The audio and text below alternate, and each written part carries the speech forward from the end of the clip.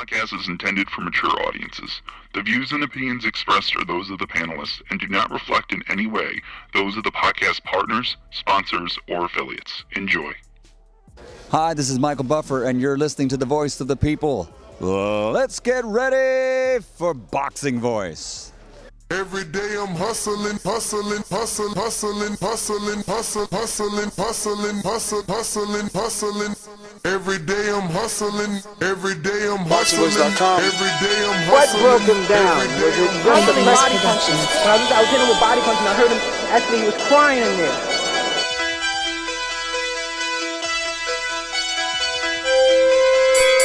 You were saying that Biggs was crying when you hit him? Yes.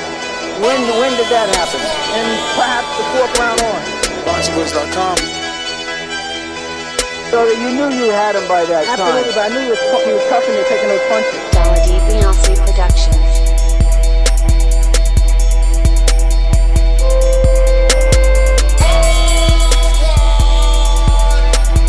Making women gestures like, oh. Let's go, champ. It's the champ, Shannon the champ, with the fake champ, Vitaly Vladimir Klitschko. BoxingVoice.com. I'ma treat him like he's a C+ fighter. I'ma dominate, I'ma dog this fight. I'm talking about punishment. We're gonna punish you for 12 rounds. Either the referee says you had enough, or you can say you had enough, or you can stay your ass there all night until you ain't had enough. Hey, I feel I'm the best in the sport, and to be the best, you got to beat the best. And all I did was beat opponents. I worked my way from the bottom to the top. I won a title by beating top competition and top fighters. This guy was hands title, he's a paper champion. Do you feel that you're the best super middleweight right now? 100%. Let's go, champ.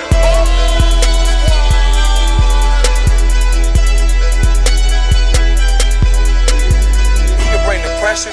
He can box. I'm a true champion. I'm willing to go to his turf in Atlantic City. I'ma step on him. I'ma crush him. Y'all can mark my word to this. I'ma crush him. He's a C+ fighter. I'm an A+ fighter. Come Saturday night next week, all the fans tune in because I'ma dominate. This guy is flat-footed, swing wild. I'm not worried about who his trainer is because his trainer can't get in there and fight for him. Deontay Productions. BoxingVoice.com.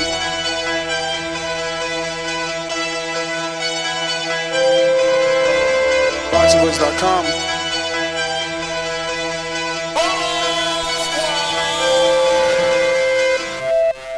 Good morning, TBV. What's going on, ladies and gentlemen? Welcome back, Marioski. What's up, Florida man? You fucking football moonlighter, you. Yeah, right, bro. We know you were there with your Tom Brady pom-poms. This guy, right away he moves to Florida, y'all. Right away he moves to Florida, right? This man never has ever wanted to skip a show over the Super Bowl. And he tells us all, no show. Lies. We're watching Super Bowl. Bro, Didn't you say that? I've never Did you not say that? You said whack Super Bowl. My bad. I've never not done a show on Super Bowl Sunday.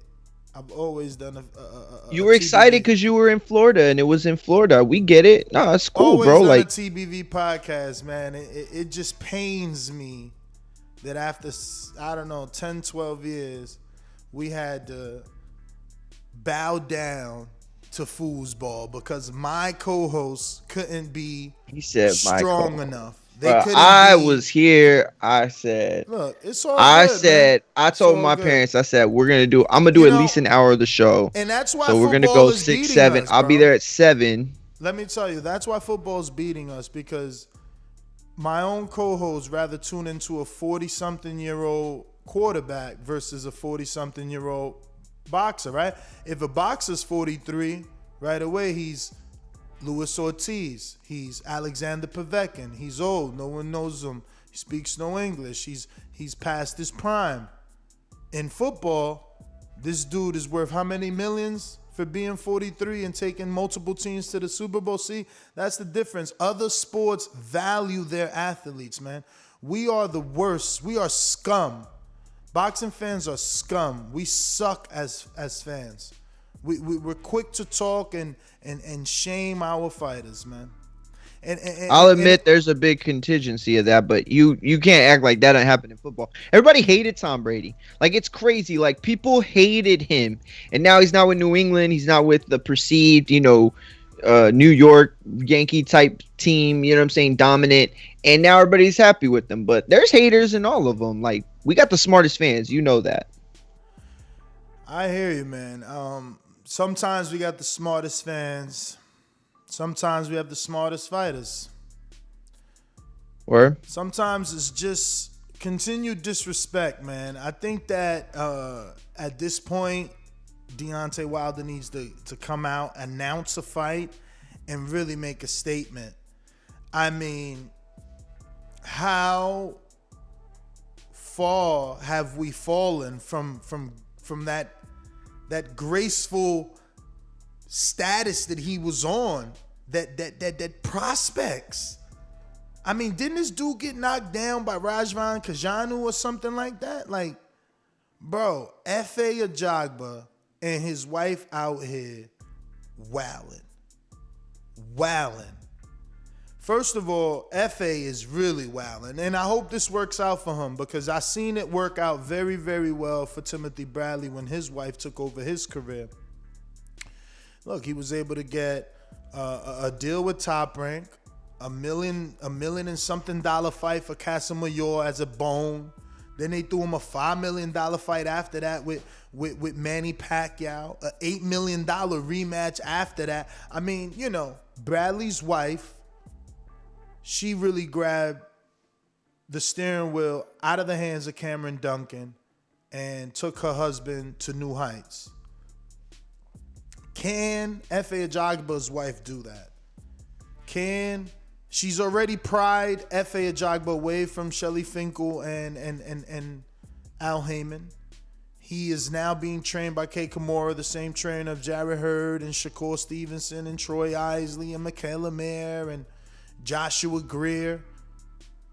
He's now with Top Rank. He's in that stable. And now, when he's no longer with PBC, when he's no longer with the same manager as Deontay Wilder and the same advisor as Deontay Wilder and the same broadcast network as Deontay Wilder, now, and only now, is when he decides, let me take shots at Deontay Wilder. Let me call him a clown? Efe Ajagba's calling him a clown? Man, this is impossible. This is ludicrous. This is just crazy. I mean, let me just go to this post and screen share this, man. Go ahead. And real quick, let me catch everybody up to speed. Mark Breland, the trainer that was sacked by Deontay Wilder after the Tyson Fury fight, has spoken up. Wilder, who broke his silence a few months ago, had a lot of colorful things to say about the esteemed trainer Breland, and this time Breland got some stuff off his chest, and that kind of opened it up this weekend for a Let's Hate Deontay show on Twitter and social media, and of course that the fans were ready there to attack. And that's where the FA stuff comes in. That's where the Rick Glaser stuff comes in. That's where the Pat, whatever his name is, comes in. All that stuff, everything that everybody's been saying. So here we have Exhibit A on Efe Ajagba's verified Instagram. As you can see, the little blue check. And this is what you call an endorsement of a tweet or a regram of an Instagram. When you repost, you're endorsing that message. Let alone when they're talking specifically of you doing some sort of damage to another fighter and you repost it, you pretty much are saying you're on par with the message. Am I right or am I wrong here, Marioski? Yeah, for the most part, you're right. So Efe Ajagba chose to retweet something from someone who's called 403 Hot Boy Flacco. Now, Hot Boy Flacco has about 800 followers, but he's an FA fan. You can go through his page and see multiple FA Instagram posts. And he had this to say. He said, how you gonna let he said Efe, basically. Efe Ajagba, the one and only. How you gonna let this clown with the clown emoji at the Bronze Bomber represent Africa? Boy, I can't wait till you beat his ass. Matter of fact, tell ESPN Top Rank to tell that boy we want all the smoke. Now, this was on, 4003 Top Boys Flacco page. Efe didn't have to endorse it. He got the notification. Let me say this. So on Twitter, to retweet something doesn't necessarily mean that it's an endorsement, because it happens so much on Twitter. For it to happen on this platform, the way that it happens, it feels more like an endorsement, as opposed to a lot of times on Twitter when people will retweet, but they're not endorsing that necessarily. They have to make it clear once the smoke comes. You know what I'm saying? Like, oh, are you saying XYZ? And they're like, no, I'm just showing y'all. Look at what somebody said. But with this social media, like this, and maybe it's digging too deep, or maybe it's reading too much into it, but I get where you're coming from in terms of him. This isn't just like a, hey, look at this funny comment. This is a like, yo, 100. You know what I'm saying? So, he goes on to say, I can't wait till you beat his ass. Matter of fact, tell ESPN Top Rank to tell that boy we want all the smoke. So underneath here, the first reply says imposter. Imposter. So it's personal for them, right? Because this first reply is from Efe Ajagba's wife. And again, he's head of household. He didn't pull her to the side and say, hey, why are you saying that to my friend Deontay Wilder? We just want to get a fight. We don't think he's an imposter. But that didn't happen. So we view the replies here to that. Okay, we don't need to see that reply, I guess. But now let's go to his wife, because she also, she deleted it. Wow, they move quickly. That's strange. She must have gotten, and I wanted you to see those comments, she must have gotten a lot of hatred because she was commenting and having to defend, but she deleted it. Damn, I should have took a picture. She deleted it. All right. That's rule one. That's rule one in the game. Bro, she deleted. All right. Well, then it never happened. Let me see if it's in her story. There we go. And we need to, still touch on the things that Mark Breland said and where this is at. But I don't know. Do you think that this is because of a fight? Like that's what this is, the end goal, or that's the whole point about this? I mean, this isn't just a way of getting clout. You know what I'm saying? Like jumping on what seems to be a popular. It's definitely clout chasing for me.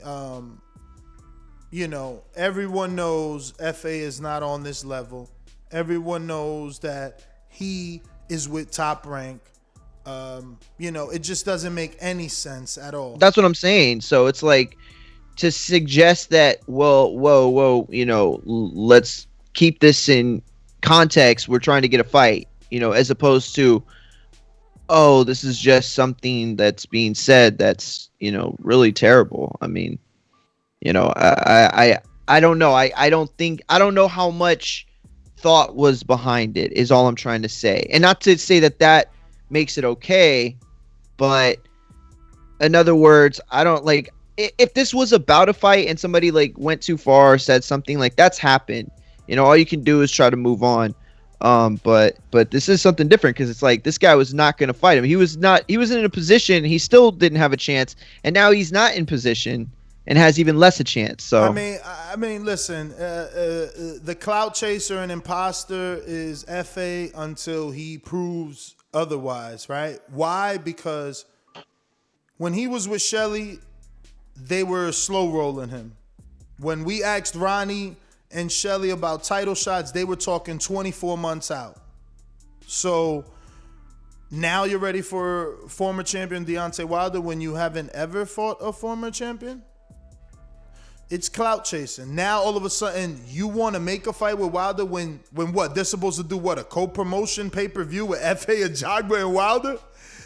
I see complete morons I'm saddened to read that they're fucking members of this channel and they're that stupid that they're saying that this is actually a good pay-per-view. A dude that's never in his life fought a former champion, a dude that probably never went 12 rounds in his life, is a good pay-per-view. This is why you dudes work for the man. Fucking morons, bro. I mean, you got to be the most stupidest motherfucker in the world to say that this is a real pay-per-view. Who would buy it? Where? What country? Where are you from? That Efe Ajagba is ready for a pay-per-view. Teofimo Lopez in an undisputed fight with Vasyl Lomachenko at 16 fights, unifying the division, wasn't a pay-per-view. But somehow, Efe Ajagba, because he's clout chasing Wilder, is a successful pay-per-view. I just wish that the internet allowed me to virtually smack the shit out of you dumb motherfuckers. I'm serious. It just makes no sense, the shit that comes out your mouth. I mean, damn, bruh. You know, I mean, he ain't even on the level of Daniel Dubois.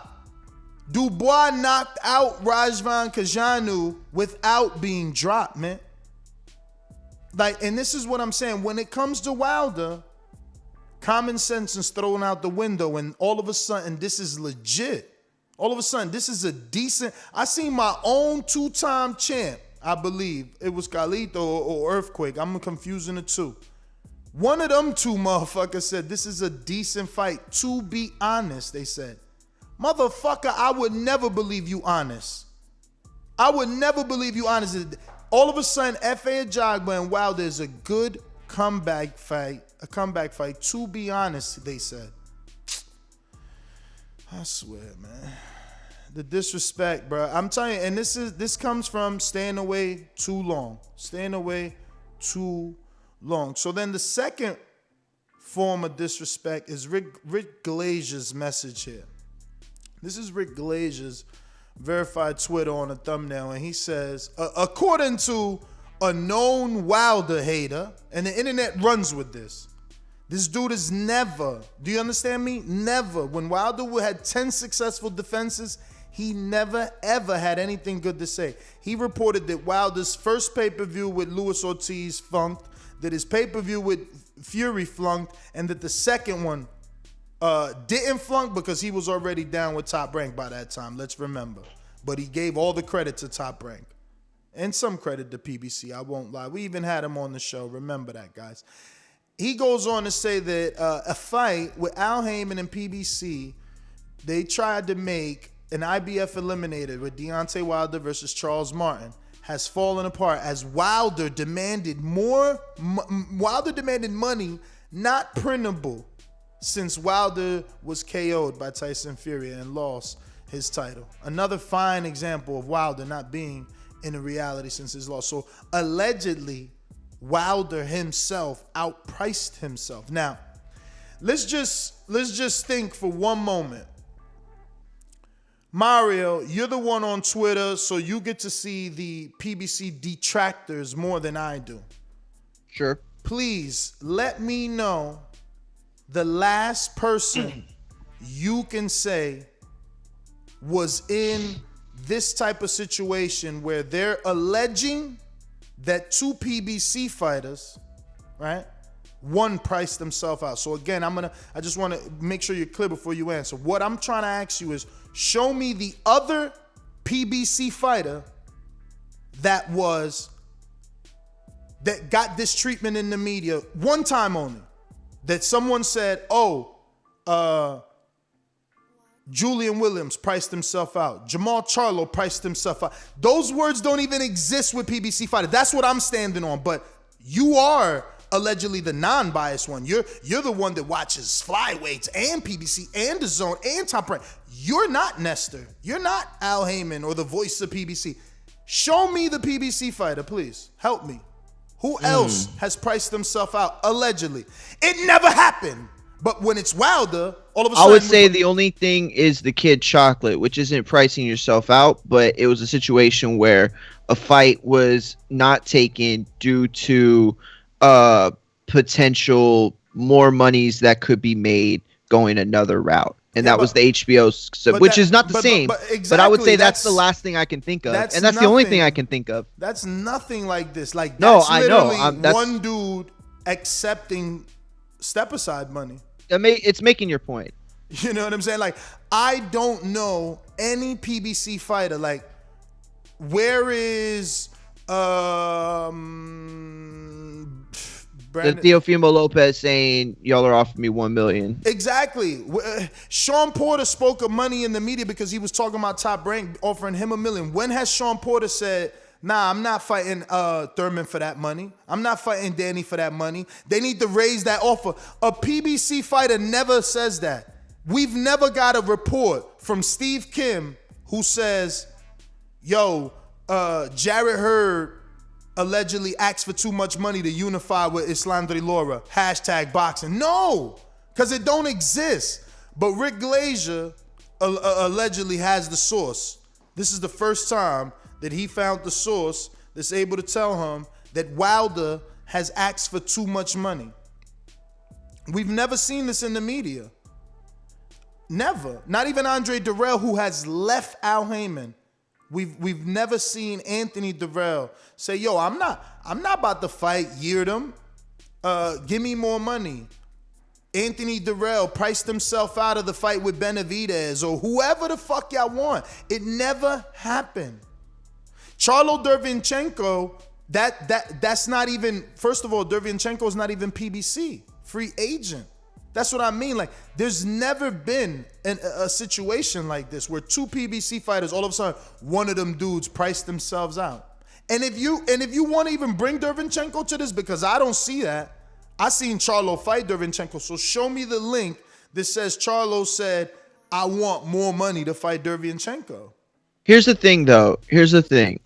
I'm not clear on the argument you're making, only in the sense that Rick's comment was essentially, look how crazy, or look how far from reality Deontay is, right? So he's putting blame. It's not like he's saying, look, PBC structure is set up this way, or Al Heyman does it again. Like, it's nothing like that. This is more of like, look, this is how crazy it is that you never see this thing. You never see this kind of stuff on the PBC side, and yet it's taking place again on his. And I get your optimism. I get your optimism. You don't like burning bridges, and you have a vastly larger, acquaintance list than me. But I'm not going to be optimistic with a known Wilder hater. He literally said that like Wilder Fury 1 or Wilder Ortiz did like 119 to 134,000 buys. He's literally the only dude that still has said that. And the internet went crazy. He also predicted early on that PBC would flop.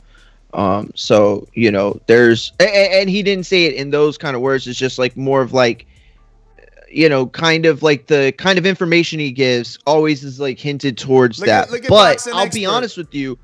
I mean, Boxing Expert, he is tied. Like, he has his connections. Boxing Expert, this the point I'm trying to make. Charlo outpricing himself with Canelo is different. Guess what? Canelo is making the offer to Charlo, right? I'm talking about Heyman fighters outpricing each other. That doesn't happen. It don't happen.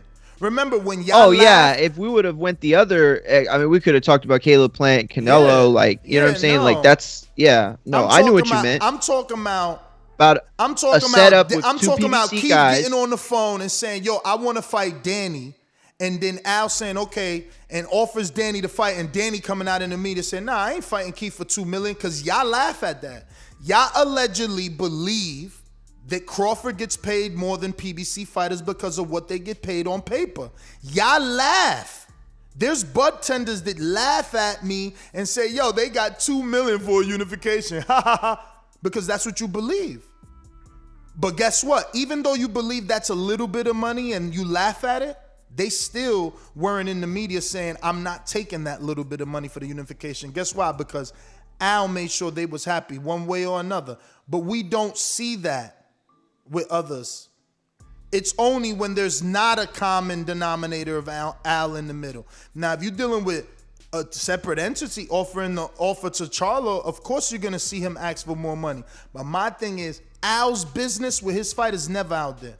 We never heard someone say, yo, they crazy. Look at, I ain't hear Sean Porter say, yo, why they offering me X, Y, and Z to fight Earl after I won a belt 2 times? This my second time winning the belt. Now I gotta fight Earl only for this? No, he ain't say that. He was happy to fight Earl. And he want to fight him again. You see the difference there when it's Al Heyman? So I'm just saying, we can't believe this bullshit. I hear where you're coming from. I do, and I agree with you. This is what wouldn't make sense to me.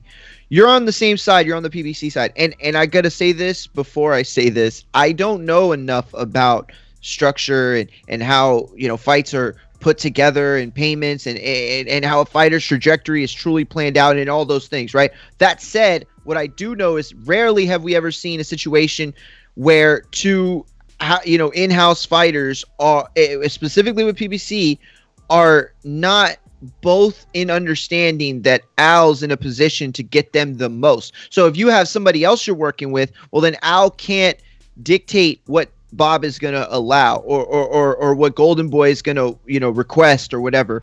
But negotiating it for himself, between these two fighters and doing the job that he's done, it makes it hard to see that, there would be a price where Deontay would say, well, that's not enough. I'm out. That said, again, this goes to Rick's whole point, is that there is a delusion he feels or a lack of reality that Deontay's been in since he's come out. And that goes to the point he's saying that's so crazy that he would do that. Again, I have no proof that that's happened. It's hard to believe that a fight would fall apart between two PBC guys out of money. You know what I'm saying? Especially, well, I won't say it that way, but yeah. I just, again, man,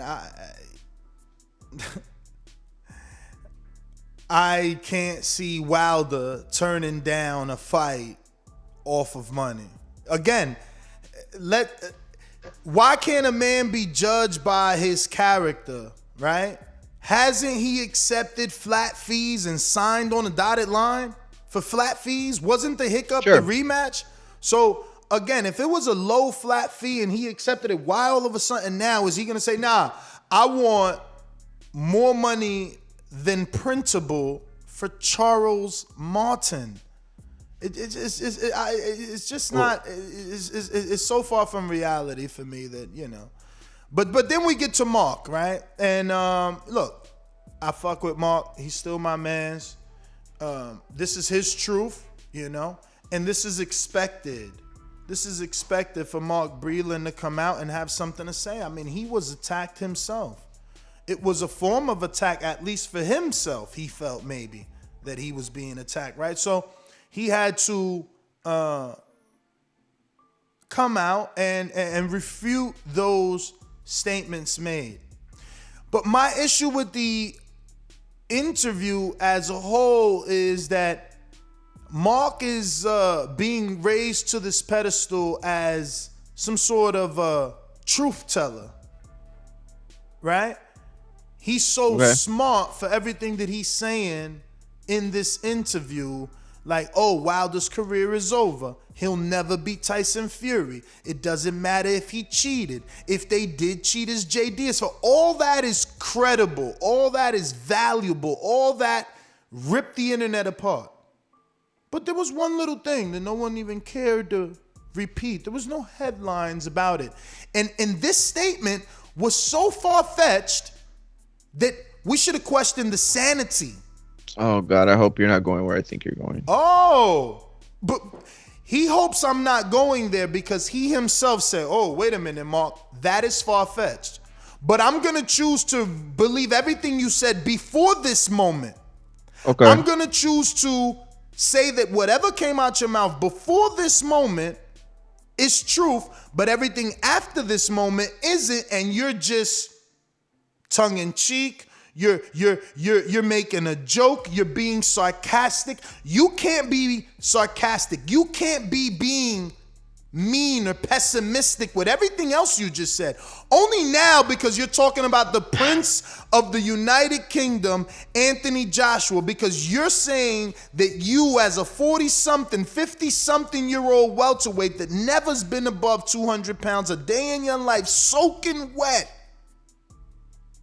on a winter day with freezing fucking weather, turning you to ice, making you heavier, can't get you to heavyweight, but you believe you will knock out Joshua. You are saying on your interview that went viral that Joshua is so unskilled that even you would knock him out. When asked about Joshua, you said he doesn't even matter because even you would knock him out. So right then and there, your credibility wasn't tainted at all in the eyes of the two people that conducted the interview and in the eyes of the people watching the interview. In fact, they just brushed it off and said, no, he's being comical.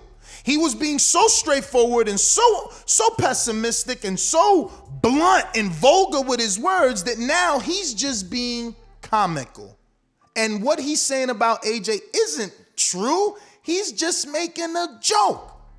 He doesn't believe that AJ is a worse heavyweight than Deontay Wilder. He doesn't discredit AJ for losing to Andy Ruiz more than he discredits Wilder losing to Fury.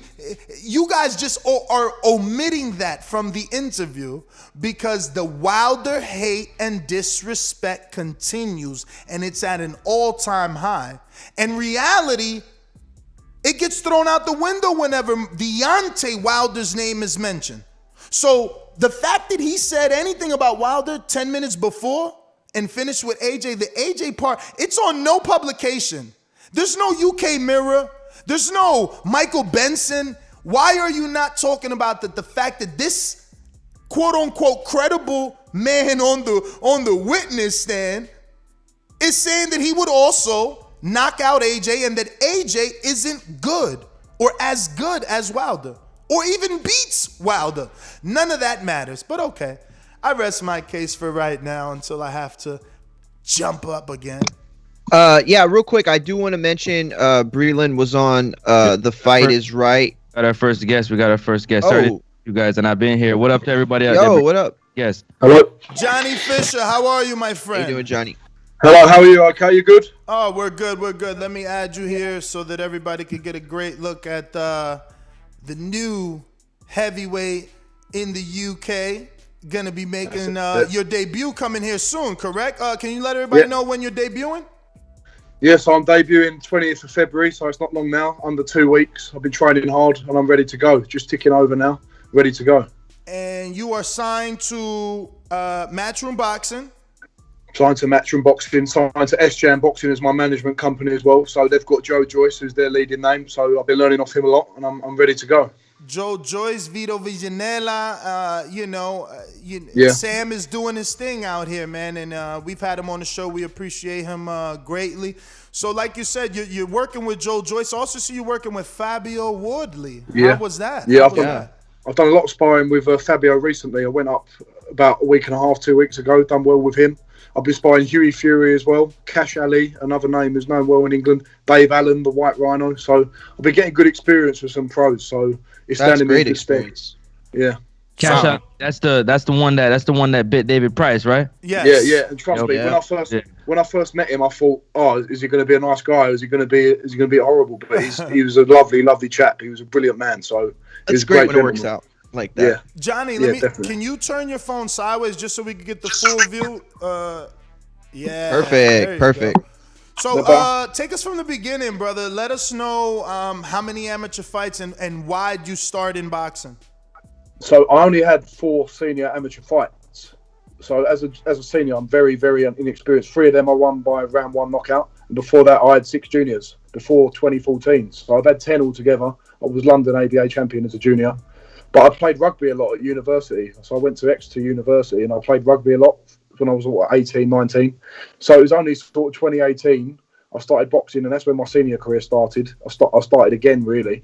And I've gone from there, and I got in with Sam Jones and started sparring with Joe Joyce. And in the beginning, I was boxing because I enjoyed it and it was fun. And then from there, I sort of saw a career path and I went for it. I got one more before I pass you to these guys. I just want to know, what do you think you demonstrated along that way in only those 10 amateur fights and signing to Matchroom to get their attention and to get Sam Jones' attention? Like, how did you accomplish that? Yeah, so one thing that was shown through my short amateur career was I had raw aggression and raw power. And from that, as a heavyweight, that's a good place to start from. And then from the spars that I had with Joe, I showed that I can refine them skills. I've got a great jab. I can use that. And I've got durability as well because we had some tough spars. I went off the plane at Vegas. I was jet lagged. And as soon as I got off the plane, I was sparring with Joe. And I showed that I'm tough and I'm here and I really want it. So I showed good credentials and good fundamentals that a heavyweight needs. And we need to now refine it and see where I can end up. Hey, Johnny. Maury Munguia here. Thank you for joining us. Let me ask you, what about your background or your personality makes you a good fit for boxing? What is it that you feel, I guess, made it the obvious choice to pursue as a professional career? Yeah, so in everything I sort of do, I always give 100% discipline, 100% effort. So as a history student at Exeter University, even my academics and what I've done in life, I nailed it to the cross. I really gave it my best. As a rugby player, I played at a good level at Exeter Uni. So, like you have college football over in America, I was playing at the top level at university rugby. And I think I was, from my time at school as well, I really threw myself into everything. I was the head boy. I was leading people in terms of my academic success. And I think I've got that mentality and the way I've been brought up to really give 100% in whatever I do, and I think that's a good thing if you want to go into boxing, because you can't give anything less than your best. Hey, how you doing? This is Francis from Canada. Hello, mate. How you doing? I just want to know if there's any rugby workout that you've taken into boxing. Yeah, I used to do lots and lots of heavy weights. There's a lot of strength-based work in terms of rugby, but you've got to still be agile and fit. And one of the things that I want to implement is called an AST test. So it's an anaerobic fitness test, and it's about 8 minutes long. And you've got big, huge cones that you have to run around, and you have to hit the deck, do a burpee, run back. You might have seen it in the NFL or college football. Yeah. It's about agility. So I think that's one thing that rugby's really helped me with, because you've got to be strong and you've got to be very physical, but at the same time it's a very agile sport, and you're playing for 80 minutes, and it builds up that engine, that gas tank. And that's something I was known for on the rugby pitch, is that I've got a good gas tank and I can last the whole fight, and hopefully I can carry that into the rounds with boxing. So Johnny, go ahead. I want to ask is, kind of slightly what Francis was asking in terms of any exercises that you bring in to boxing. Yeah. I want to ask more like, when you started being as though you felt you were a supreme athlete, or at least a high-level rugby player, did you think the transition to boxing would be simple? And what was the most shocking thing when you walked into that ring? Yeah, so obviously I've done boxing from a young age anyway, but to then transition from a high-level rugby sort of area into high-level boxing, which, to be fair, before that I hadn't been doing. I was boxing as a junior. The main thing was, one of the things I did notice, actually, when you stand in rugby, you're very square. When you're trying to attack someone who's running into you, you've got to stand in a very square stance. So one thing you've got to really get behind is, when you're in boxing, you've got to sit behind that shoulder a little bit more. You've got to stay side on. But the main thing is the physical side of it. Really, it benefited me, and it was a good investment to do that in rugby, because there's boots and limbs flying at you from all over the place. And when you transfer that into boxing, it's a lot more of a controlled environment where the physical exchanges take place. So it's punches, it's to your head, it's to your body. So that physical side of it in rugby, where something can come to you from any place and any angle, that prepared me, because you're ready in boxing. You've had that physical aspect, but nothing compares to boxing and the grueling side of it. Rugby's terrible, but boxing's probably worse. That makes sense. Go ahead, Ness. I was just gonna ask, is your trainer Mark Tibbs? Who's Yeah. Okay. Yeah, Tibbs is my trainer, Mark Tibbs. I was going to ask, has he been from amateurs? He's been your trainer? No, it's literally since August last year. We've been together for a few months now, so it's still a new process, but we're gelling really well together. That's what I read an article where you said something about y'all's time together. It feels like y'all been together longer than y'all actually have, or said something along the lines of that. But in that interview, You mentioned that this is kind of like I don't want to call it a resurgence because I don't know enough about the history of UK heavyweight boxing to know whether it's a resurgence, but this is a blossoming time. You know, from the top of the division, but Fury and Joshua and guys like Joe Joyce. I mean, you got Nathan Gorman, you got Daniel Dubois, Huey Fury, Cash Ali, like you said, Nick Webb, Fabio Worley. I mean, the list is plentiful. Mark Bennett, it's a lot of them. You're 21 years old. Do you feel like this? Like, how long do you give yourself before you're mixing in that? Do you feel a rush to jump in there because it's so booming? Or at this point, do you know that at 21, you still have room to grow? You still have a lot of things physically and, you know, skillful, you know, talking. Do you want to wait it out? Not wait it out, but you get what I'm saying. Take your time. Yeah. Listen, the only journey I've got to focus on is my own. There's always going to be these fights out there for me to take. You've got, as you said, Fabio Worley, Joe Joyce, Derek Chisora, names go on, Tyson Fury and Joshua at the top of the pile. For me, the only important thing at the minute, I know it's a cliche, but it's the 20th of February. And then we take one fight at a time. That's how I spoke with Mark Tibbs. We take one fight at a time and we take the right steps at the right time. I don't want to be pushed too fast and I don't want to be just plodding along with no progression. And whether it's six months to a year or 2 years, wherever we need to get, it is the steps that we need to take at the right time. So I might be an English champion next year. I might be a British champion in 2 years, but they're all going to be tough tests. And I know I've got a long way to go and I've got time, so I don't need to rush. Let me follow up real quick, clarify this, because you talked about the people that you've sparred. There isn't any, you know, one of these guys that's too good of a mate that you're not going to fight, right? Like these are your mates, but these are also guys that you have no problem sharing the ring with, correct? Yeah, like Fabio Worley's. I wouldn't say we're mates, but we get on really well because he's a friendly guy, he's a top guy. But that's someone who's that few levels above me. But within a couple of years' time, that's a potential fight. So I never have any animosity to people in the boxing world because I have respect for every boxer who gets in the ring. But just because you're friends or you're friendly with each other, you're still going to have to fight at some point. Great answer. Just wanted to ask you, what kind of conditioning work does your trainer have you doing at this point to get prepared for your fight?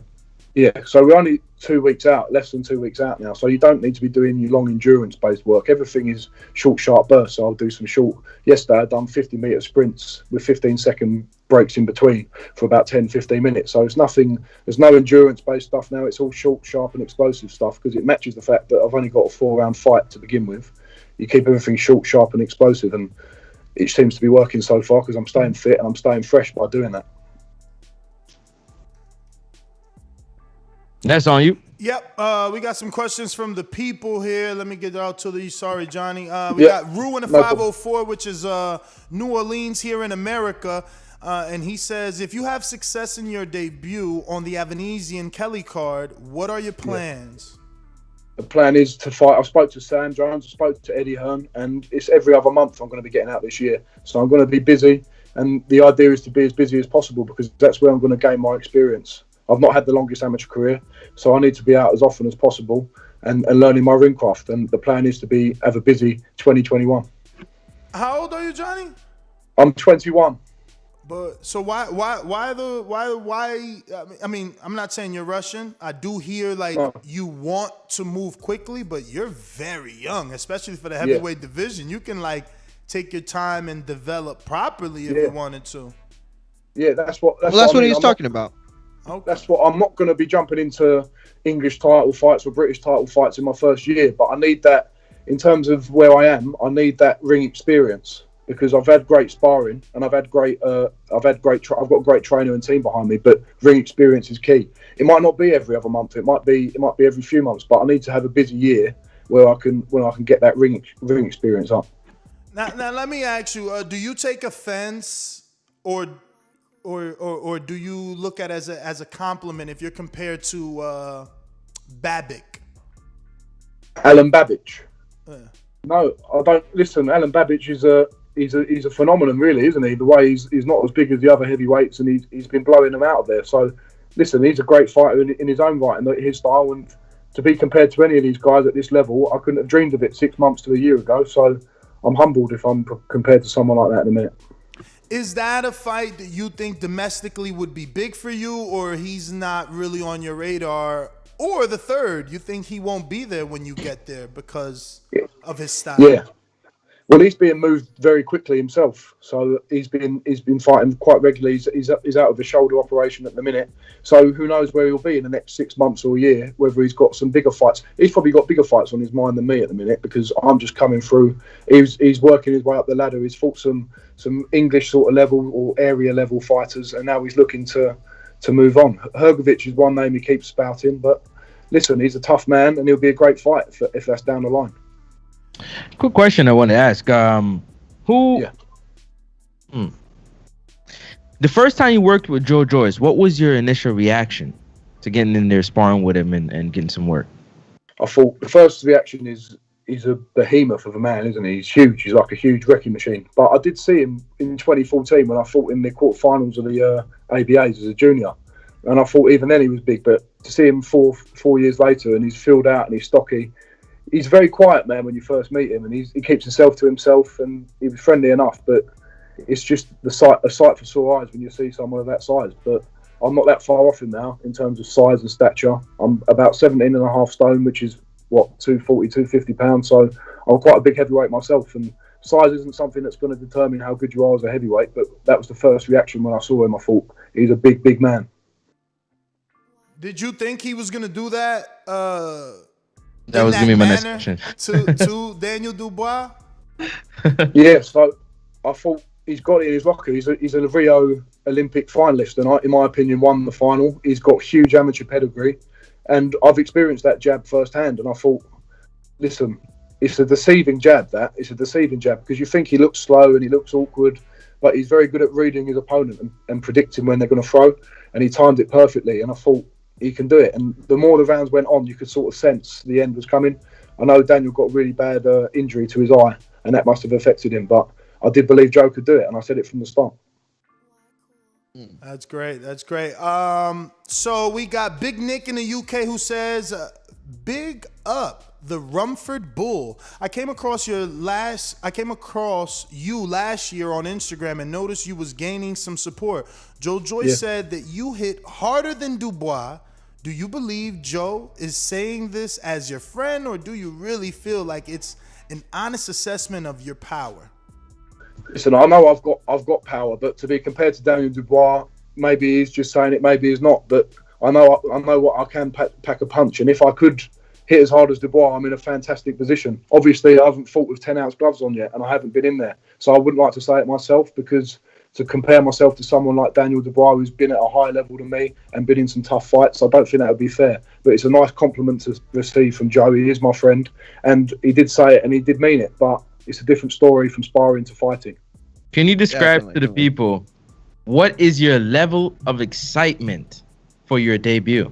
Oh, I'm excited, but for me, the main important thing for me is to control that excitement and not get carried away. As an amateur, I tried to steamroll through people, and it worked. But that's not going to work against seasoned professionals, even journeymen or people at that bottom level professional. You've got to settle down, and I'm very, very excited. But at the same time, I'm staying as relaxed as possible, because when I'm relaxed and when I'm cool, that's when I do my best boxing, and that's when I'll show my skills.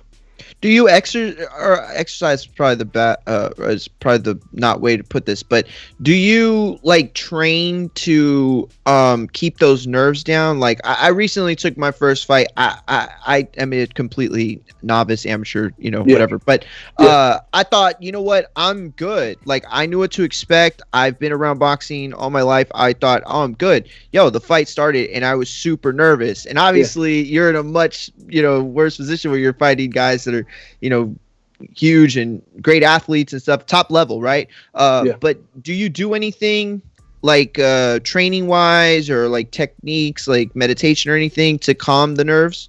I don't do any sort of meditation or anything like that. I don't think you can replicate that feeling of when you're walking into the ring. It's an impossible feeling to replicate. You can't replicate it. So the only way to gain the experience and to deal with their nerves is to do it more regularly. Like it's the same as sparring. When you first started sparring Joe Joyce, you're a bit more nervous, but then the more comfortable you get with him, the less nerves you get. It's like anything in life. The more you do it, the more comfortable you are. Great answer. Next one coming from Brandon Maurice. He says, Joe Joyce versus Usyk. Who wins and why?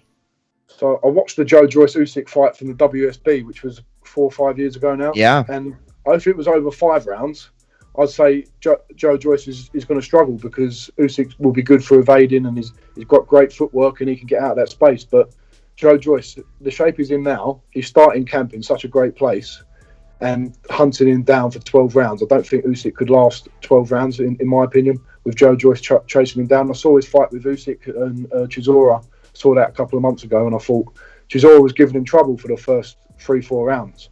But Joe Joyce is a lot more mobile than Chisora and is a lot fitter. So I think if he's going to have Joe Joyce chasing him down, I think it's going to be a late stoppage or pointless victory for Joe Joyce. I really do. Awesome. So last one coming in from Stephen Williams. He says, what route are you looking to take in boxing titles? Are you doing the traditional UK fighter path of collecting Southern area, English, and British titles, or are you going a different route? And you kind of answered that, but if you want to expand a little more. Yeah, I don't like to label what sort of route my career will go in because I don't know as much as anyone else doesn't know because it's in the future.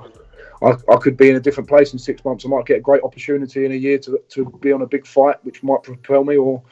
But the traditional route is the most obvious route: Southern area, English, British. Go that route. But whatever path I take, I'm not here to nail down what I'm going to do because it's up to Mark, it's up to Sam, it's up to Eddie. I'm just here to fight whoever is put in front of me. Hey, definitely. So I get. Oh, go ahead. I got one more, but you can go ahead. Yeah, before you get out of here, I just gotta ask you just a couple quick questions, right? First question is when you are doing your conditioning work or working in the gym, do you listen to the same music before the fight, or does your style of music change? I love old country and western music. I listen to like the old cowboy music, so I like that. That music I listen to all the time, or old 80s stuff. I don't really change the music. Sometimes I might go something a bit different, but my music doesn't really change. I like stuff that relaxes me a little bit more than pumps me up because I'm already pumped up enough. I want to get in that zone on the edge of being pumped up and relaxed, if you know what I mean. Yeah. And my next question would be, what would be your pre-fight meal and your post-fight? You got to have it when you get out the ring. Yeah. Pre-fight meal, I make sure I have enough carbohydrates in. So it would be sort of short change carbohydrates. So it'd be white rice or some buttered pancakes, something like that. Not pancakes. That is before sparring at 11 o'clock. I eat that 11 o'clock, and if I'm sparring at 3 o'clock, I make sure I eat that 3 or 4 hours before because it's got the short chain carbohydrates in it. So anything like that, white pasta, white rice, stuff that's not too heavy, and a little bit of protein and some greens. It's nothing rocket science. But after the fight, I'll be enjoying a nice bit of Chinese, I reckon, with my dad. We love a bit of Chinese nice. Takeaway. That'd be lovely. Yeah, are those pancakes? Are these like regular pancakes? Are they like protein pancakes? Or so my nutritionist, right? He said before you spar, you don't want to eat like long grain, long chain carbohydrates because they don't give you that short release energy you need. So just a few hours before, have some regular pancakes. Gotcha. So like a bit of honey on it or something. So it's got that sugar, that spike in sugar you need just before you train. But I don't want to risk eating pancakes before my professional debut because I don't know how that would go. No, I get that. I started eating these. Well, actually, it's been a couple years now that I had them, but they're like they're called Kodak. I mean, I don't know if they're how big they are or whatever, but they're protein pancakes. They're pancakes, but it's protein formula, so they're pretty good. Yeah. But real quick, I do want to ask you. You have your history degree from the University of Exeter. How do you say that? University of Exeter. Exeter. Okay, so that's so cool. History was something that I contemplated doing for a little bit. I love it, and as I've gotten older, I've loved it. What made you want to, study history, and what are your favorite aspects of it, or time periods, or whatever?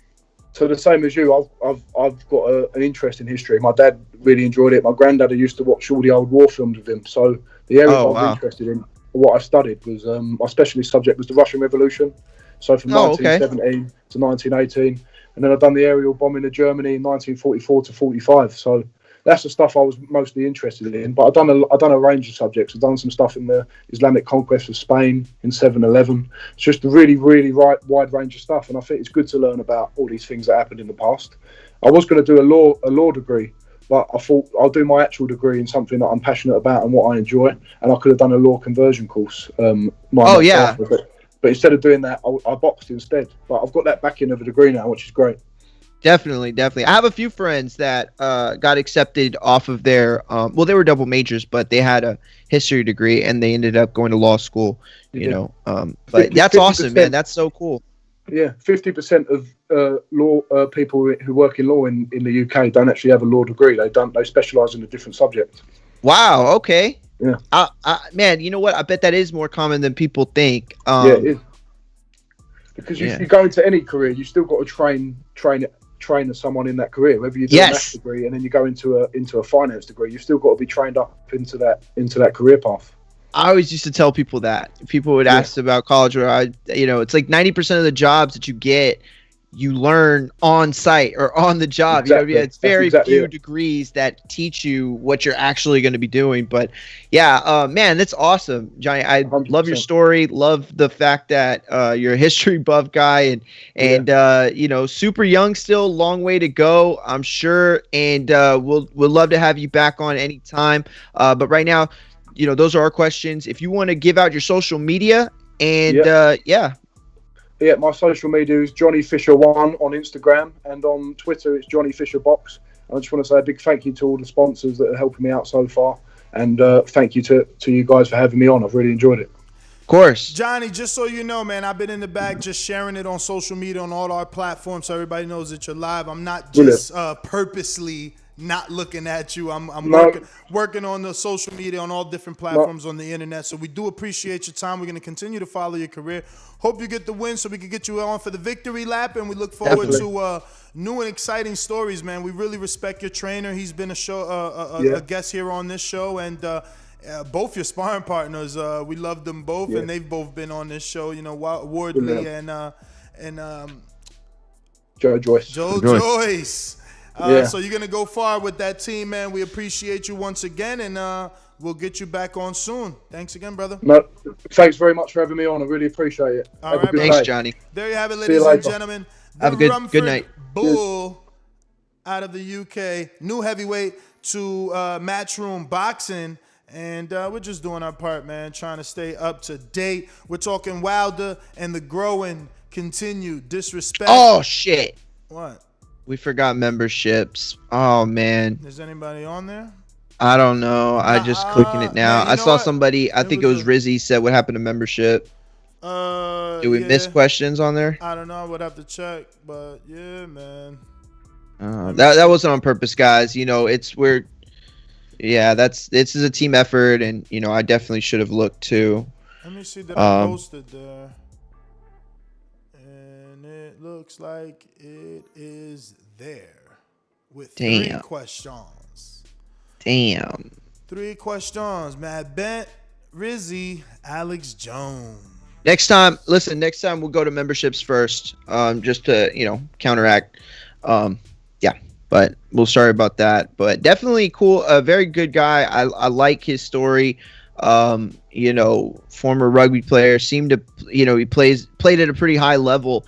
And, I don't know a ton about rugby at all, but I do know that the movement and the entire sport, it's a full athletic, it's like football in America, like he said. You got to have stamina, you got to have strength, you got to be able to take a beating, and you got to be able to deliver a beating. So I think that's definitely a good background for the lack of amateur experience that he has. If you're going to substitute that with something, I think a rugby, background is probably ranks right up there with things that you'd want to substitute it with. But history major too, history degree. That's pretty cool. We should get him on Untitled sometime. I would like to ask him if he thinks that the aliens put the what's it called in the Druids, all that stuff they talk about in the Amazon being like way older. I guess that's not really history, but you get what I'm saying. Definitely get what you're saying, man. Yo, you already know what it is, man. We already here. We rocking.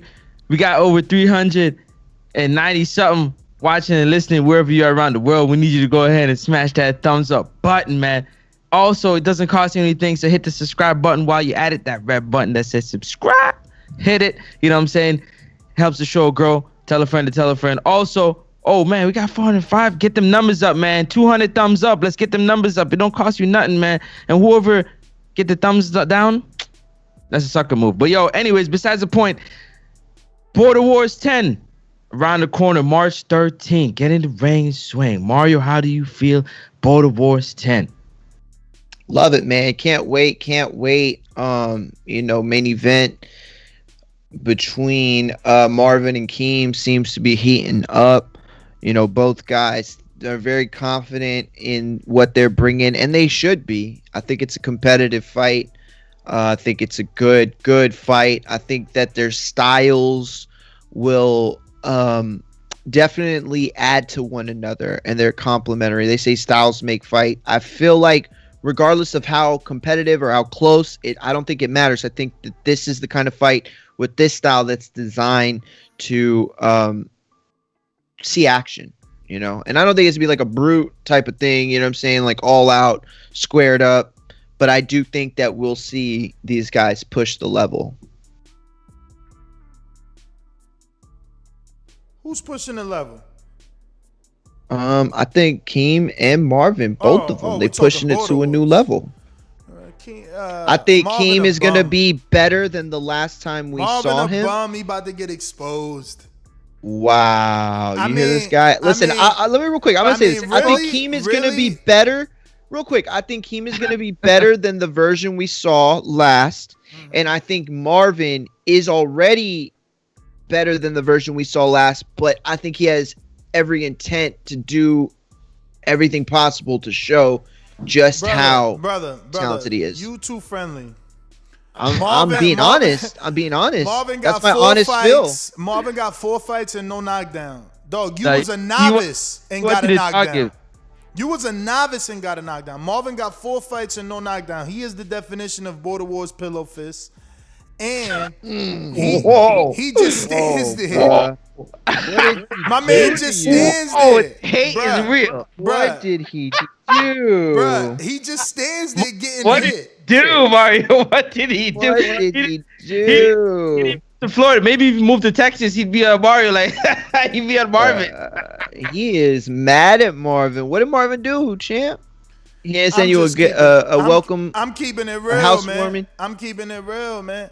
You think that? Listen, hold on. Listen, because you saying things that you might regret. You saying he's getting exposed. That's one of the things that you said. You just called him pillow fisted. That's one of the things you said. Do you want to walk that back a little bit and make it clear that you're trying to say something without saying everything? I'm saying he ain't got no knockdowns in 4 fights. Marioski came in the Border Wars as a novice and got a knockdown by mistake without even trying. Imagine when you do try. This dude been trying for 4 fights, man. Hey, yo, Jay, Sean want the fight. You taking it? What we lying about, man? What we lying about here, man? Yeah, whatever. All of a sudden, Francis talking about you want the fight. What, you ain't got his number now? You couldn't text him in the last 5 days? These dudes is tripping. Yo, I'm not putting nobody out, man. I ain't doing none of that, bro. Yo, listen, man. End of the day, we got some fights to be made, and that's what we're looking to do, man. So what you saying? This Mark Keem fight right here. Everybody's talking. Keem is looking good. He's throwing his combinations fast. He's slick. His head is moving. You got Marvin, you know what I'm saying, who is ready to stand in the pocket in the phone booth and let it fly and show his boxing ability in the outside. It's going to be a real chess match, man. Not checkers, but chess. And I hope both of them, you know what I'm saying, tighten their chin strap because it's going to be a good fight. Ignorant boxing, I don't call real fighters bums, but Marvin, he's not a bum. Mario, look how he's started. He's not a bum. Marvin's not a bum. You know what I'm saying? He's He's got 3 fights and he's a champ. But we gonna see what Keem do to him. I know that's Coach Mitty little baby, his little project. But we gonna see what Keem do to him. And keep in mind, Keem only 1-0. So this is all I'm saying. I just like energy to be the same. See, they call me biased, and I think that the bias that they think I have is that I tell the truth too much. So they're like, damn, you biased, man. At least mix it up and lie a little bit. No. Francis cherry picking Stainless because Stainless is 45 years old, and Marvin is cherry picking Keem because Keem has one fight. Yo, Mario. He's saying Mario ain't got no pop. I ain't say that. I said Mario got a knockdown, and that truth remains the same since the beginning. So I ain't never say that Mario got a knockdown. And you lying, first of all. Let me tell the people the truth. Okay. I didn't cherry pick anybody because somebody wanted to fight me. They said, hey, I want to fight. Listen to me. No. You are, I'll give you this. You are the most popular co-host to have fought in Border Wars. No one, maybe Mario comes second to you or Matt the Hipster Hunter in terms of call-outs. So the fact that you are lying now on air saying that someone called you out, 50 million people called you out. You picked the 45-year-old who works 13-hour shifts. He literally, no, you could laugh. So what you want me to do? Crack? Hear me out.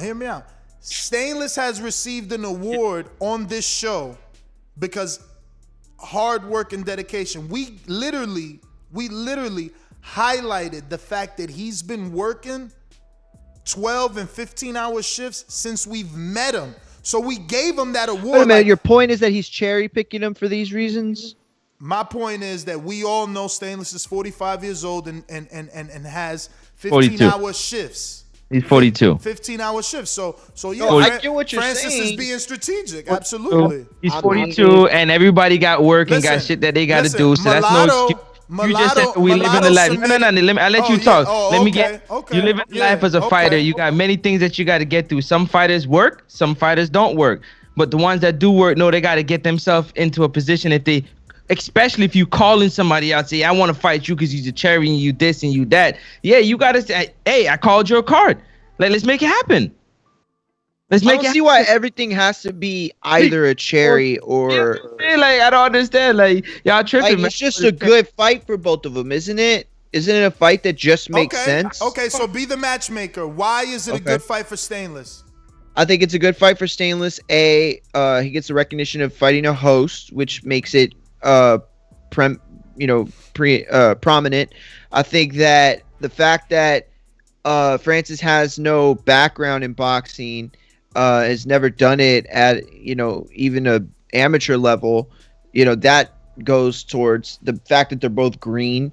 I think that Stainless, Francis doesn't have like a size advantage over Stainless. Stainless been more gyms than me for sure. And so I think for all those reasons, it's a good fight for Stainless. And if you'd like me to give the Francis reasons, I could do that too, but I think it's obvious. The only reason that matters is that I never looked at Stainless. And yo, Stainless, I want to fight you. So that's Mario, I don't want nothing else. The brother looked at me and said, yo, Francis, I want to fight Francis. He told you right here on air. And stop saying all that. Francis I called him out. We can call him right now and ask him. I never said you called anybody. I said you picked the 45-year-old. You are the A side. You are the A side.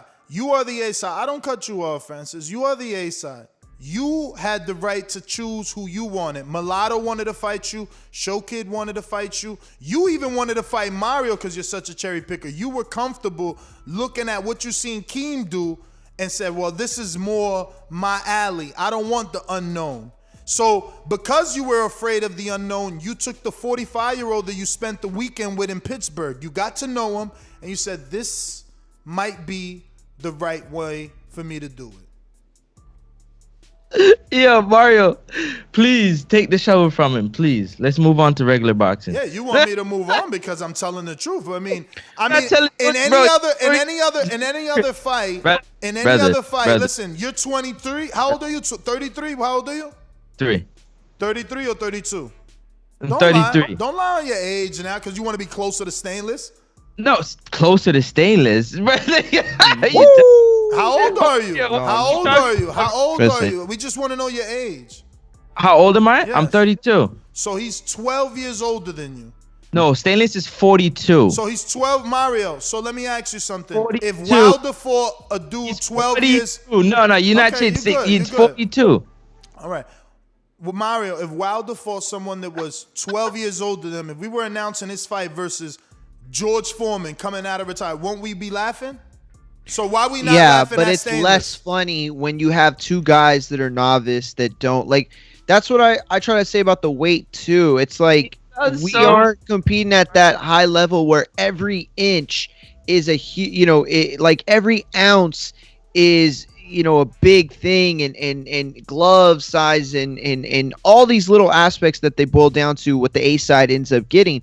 Like those are all to get an advantage. On this side, yes, you're right. Francis has the advantage in age, but I've seen Stainless. He doesn't look like a guy who's really ever let himself go, and maybe he has, but he was in shape at Border Wars that he wasn't even fighting. So basically, you're saying he's 12 years older than him, but he doesn't look it. Yeah, exactly. That's a good way to put it. But he Sure. is 12 years older. Sure, absolutely. Okay. So who can't do math? So let me ask you something. So 42, 12, Mario? How old are you, Francis? I'm 32. He's 42. That's who 10 can't do years. math? He lying on Stainless. Stainless 45, man. Call him right now. Stainless Call him right 45, now. man. Call him right now. Papa, Stainless call him 45, right he now. lying, man. Listen, y'all, and we don't have to call him. That man looks like he's 38, 35. Call him right now. Call him right now.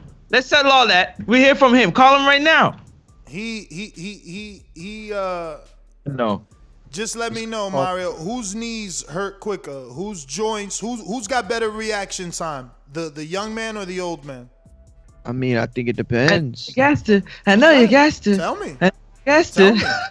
I think you would assume that if everything is similar between the two, the younger guy.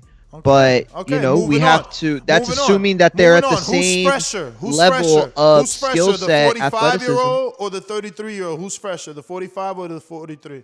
Champ, you can make the argument that Francis playing soccer for a lot of his life fucked up his knees, and that's gonna hurt him. All right, versus so what a guy about like this? Stainless, who What about this argument that we can make that Francis sits on his ass in his gaming chair all day to do shows with me, where Stainless is on his feet for 13 hours being a manager of his restaurant? I mean, why are y'all lying, man? Like, I hate liars, bro. Like, you literally gonna say that a young dude and an old dude are on the same level, and now you're saying that a dude that stands on his feet, what level they a dude that stands on his feet at 45, his knees are the same as Francis. I'm moving on, man. Say they were.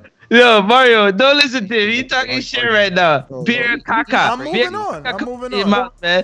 What are you serious? Moving on, champ. You talking less crap than Moving on, champ. I'm moving on. Let's move on to well, let's see, where did we leave off? Well, we didn't really even talk about the Breland stuff. Comments, man. I mean, I talked about it. Y'all didn't say nothing. I told no, you talked about Efe, his wife. You talked about Rick Glaser, but you didn't talk about Breland in terms of. We didn't even read his comments. I got his quotes right here if you want to. You can read them, but I definitely brought them up and said everything he said, and then I ended it by saying, it's funny that that's what we choose to believe. That's what we choose to give him credit for.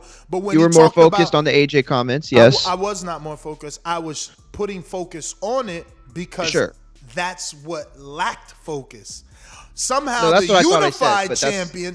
unified champion is not bigger news than the former champion. Well, let's talk about why. Okay, and that's actually exactly when Johnny came on. Let's talk why. Now, I get the argument that you're making, that he said these things regarding AJ, and I'm going to be honest with you, that's something that's going to make your point. I didn't even catch it the first time listening to it. I didn't even catch it because I zoomed over everything that wasn't, you know what I'm saying? Like, if I wasn't hearing shit talking, then it didn't matter to me. So, that goes to your point, but it goes to the point that I'm trying to make in the sense that the reason why I think that, some of the stuff would take a back seat is because the headlines were so much better with, Wilder's career is over now. I'm done and he's done. I'm done with him. Wilder only has his power, and we'll see how far that takes him. That's all I'm going to say. I wish him well, and that's it. Of course, that's not all he said. He went on to say a lot more things, and those are the reasons. Like, people... This is a drama that's played out. The one thing that no one can deny is that Wilder is polarizing. He is captivating. People that say they hate him have absolute 100% interest in every move he makes. People that love him to a point where they will ignore some, common logics at time. But that said, Mark Breland came out and I think he defended himself. I think he didn't have to say certain things. He didn't have to say anything. But the fact that he did it, to me, again, this is all about defending himself. This wasn't a Wilder attack. You could talk about Rick Glaser, and I'll hear you out, champ. You could talk about FA. I think that was unfair too. So I'm with you on that. But with Mark, the difference is I don't feel like this was an attack on Wilder. This was a person who was essentially trying to clear up his own good name, because it wasn't just, hey, that guy's bad at his job, or hey, that guy can't take nobody to the promised land. It wasn't just that. It was an attack on character. You know what I'm saying? When Shakur was talking about the trainer, he what's his name? Who we have on there all the time? McGirt. Damn it. Yes, when he was talking about Buddy, what did he say? He said, "Oh, well, when's he ever took somebody and groomed them and taken them, and made them better?" Like that's a point about how good somebody is at their job. It wasn't just an attack about that, and we do have some comments from Wilder now.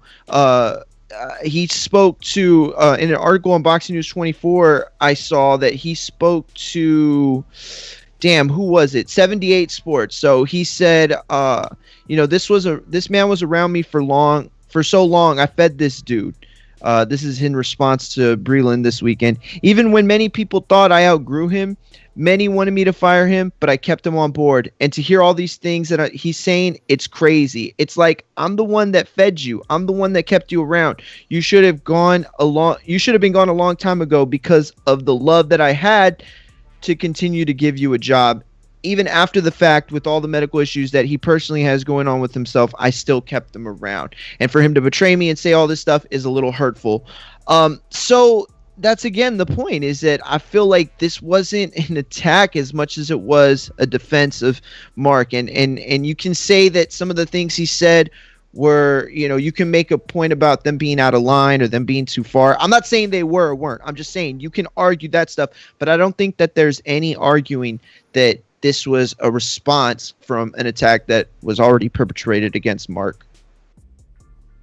Yeah, Mario, how old are you again, if you don't mind me asking? 34. Okay. Continue. You were going to say something else? Mario, how old is Keem? Younger than you. Let's move on. Fucking cherry pickers don't even know how to stay quiet in the fucking media. They're making themselves look bad. Get your ass out of here, bruv. Listen, if you don't like Border Wars, sign up to Border Wars. You don't want to hear Border Wars talk? Sign up, man. Make us shut up. How about that? You know what I'm saying? We're going to always talk Border Wars here, regardless of Border Wars shows. So you guys need to get used to that. It's our boxing event. We're going to be doing 4 of those this year, if not more. We're looking to get approved at least for 6 next year. But this year, we're approved and sponsored for 4. So you're going to see Border Wars promotion throughout the whole year. So if this is not the podcast for you, you might need to move on. That being said, anything specific you guys want to bring up on the Breland comments before we open up the phone lines? Nah. I want to hear what the people got to say, man. I mean, you didn't give me your reaction, man. Like you try to always be on this company line, man. What you trying to get Breland on the show, and you don't want to fucking tell the truth? Like, what's up with you, man? You mad funny, bro. You never give your topic on anything. I always gotta act specifically. I give my thought. I give my thought in it when I came on the show. You know what I'm saying? And I already said already. Well, Breland was saying to me, I don't necessarily agree with everything, but every man is entitled to their opinion and entitled to say how they feel. You know what I mean? Wilder said how he felt. Breland ain't gonna say how he feel. If nobody getting hurt in terms of families, children and stuff like that, I don't really care about that. Men gonna talk. You know, they gotta sort it out however they want. But I don't necessarily personally agree with everything he has to say. At some points, I thought he was capping, but I want to hear what the people got to say to see if what my thoughts are, if anybody like agrees with it, or if I'm the one that's crazy. So that's my thoughts on it. I hear you, Mario. Any finals?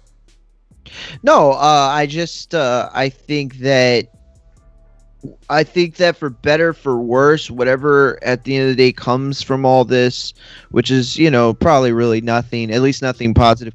The one thing that it has proven and shown is that Wilder's marketability extends to that market that you always heard about with like Floyd, Howard Stern, like that. People that are going to tune in to hate you either way. But I think that it's unfortunate, the way that this played out. I feel like the communication just broke down because I think if you really look at what Mark wanted to do, he was just trying to protect. And whether that was his right to do or not, that's not the question. I don't think he ever came from a bad place. And I do think Deontay is hurt by these, words. I mean, how could he not be? You know what I mean? And the FA stuff was unfair to him. He shouldn't have to hear that. I don't think any person should have the right to say, well, I wouldn't say have the right to say, but in this situation, it's completely ludicrous for FA to attack him like that, or at least be okay with people that attack him like that. But we'll see. I think the fight, whatever fight he takes, needs to be made, and after that, all this talk goes away. Yo, FA, he lost mad points with me, man. I mean, he don't wear the pants. That's just the bottom line, man. He out here wilding because, everyone knows. Anybody who's been watching boxing for a fucking year at least knows that there's no way a Wilder FA fight happens, especially not next, especially not even this year. Like Wilder. Bro, why would they tune up with FA and share 50% of the proceeds and 50% of the views? Like, none of this makes sense other than straight up clout chasing at a maximum level. First of all, his last post, he mentions heavyweights from everywhere other than Top Rank. So are you really not trying to get a fight? You trying to fight dudes with Dazn, with PBC. What about Top Rank? What's wrong with Top Rank? Why you can't call out Gerald Anderson? Why you can't call out someone on your side of the stable to make this seem a little bit more real? I'm just saying, Efe Ajagba wants us to believe that Joe Joyce would accept his call out, that Daniel Dubois is going to look backwards and accept his call out, that Andy Ruiz, the first Mexican heavyweight unified, is going to look backwards and look at him. Usyk, who's waiting for an Anthony Joshua or a vacant WBO shot, he's gonna look at him. Dominic Brazil, who's been in with both former world champion Deontay Wilder and Anthony Joshua, he's gonna look at him. What about Joe Washington, who's also been in with everybody? Like, who is FA think he fooling? He fooling mindless fans, man. Fake fans, man. Haters of Wilder is who he's fooling. That's who gets fooled by the BS. The haters. The haters that want to believe this because that's what they want. That's what they need to make their day go by better. For them to be happy, they need to have some sort of hatred. But that's my rant, man. I'm moving on, man.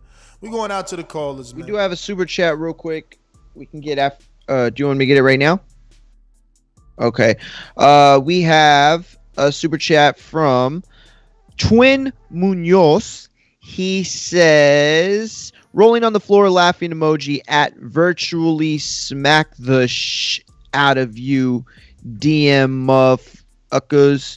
Ness, you need to use that alternate camera angle for your rants. Talk right into that muff too. Bro, is that they terrible, man. They're terrible. And then we had one from Ken Stone said, it says RIP Leon Spinks, St. Louis, stand up. Yeah, we haven't given a 10 bell salute. Should we do that real quick? Let's do that. Okay. 5, 4, 3, 2.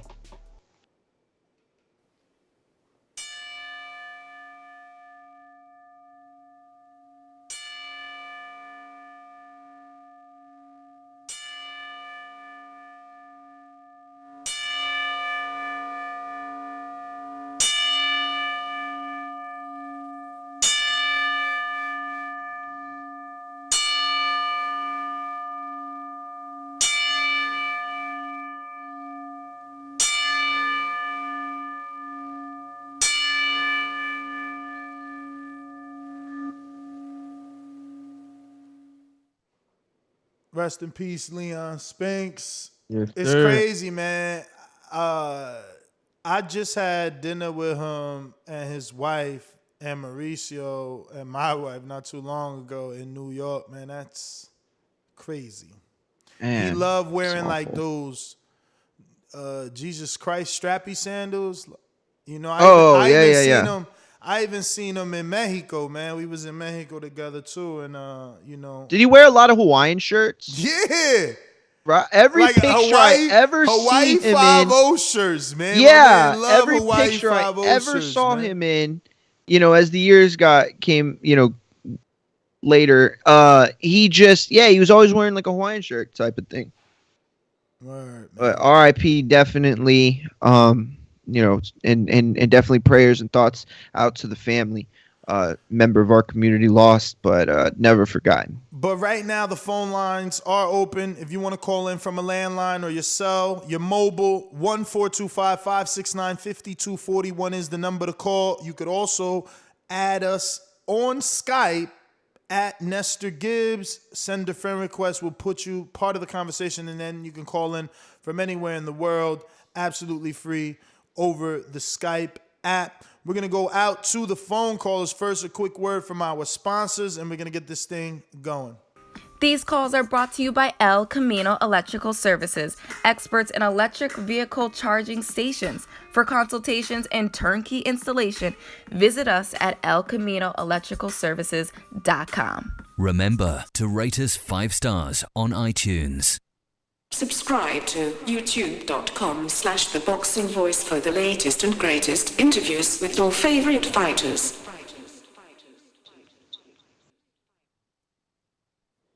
All right, let's go out to New Jersey. Just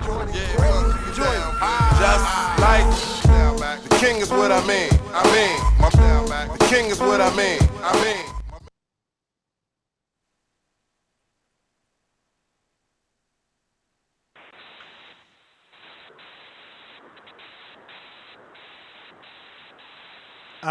You avail?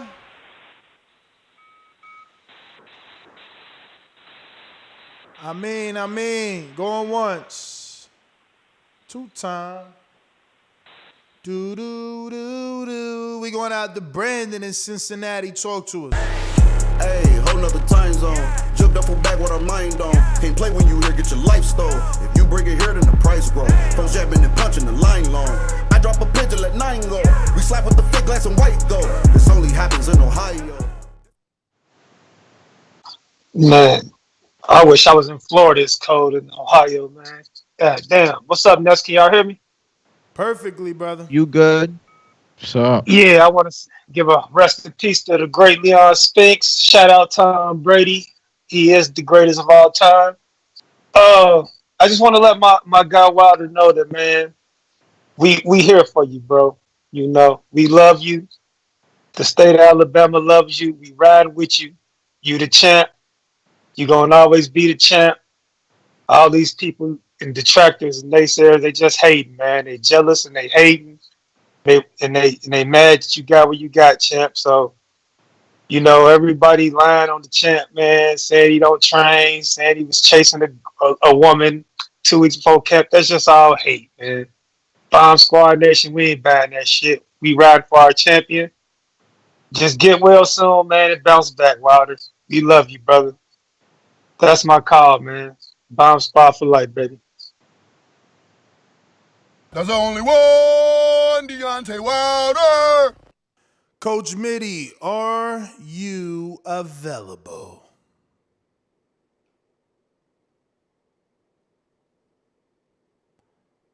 Dom in Seattle, are you available? Mr. PBC, baby. BoxingVoice.com. I'm the flyest. Canelo talking about he believe he can win. Go to my kitchen. Hit the sharpest knife and cut the bullshit up. I don't care what you do good. I do every fucking thing great. Mr. PBC, baby. Yo, TBV.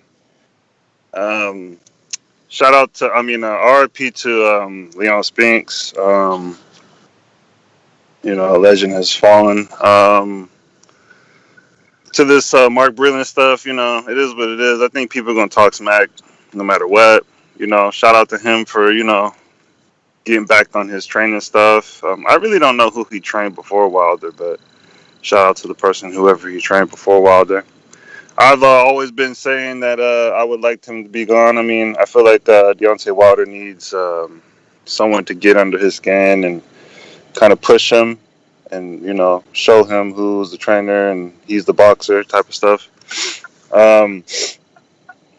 Yeah, really, that's about it. I mean, shout out to the haters too, keeping this alive and keeping this striving. We always need that.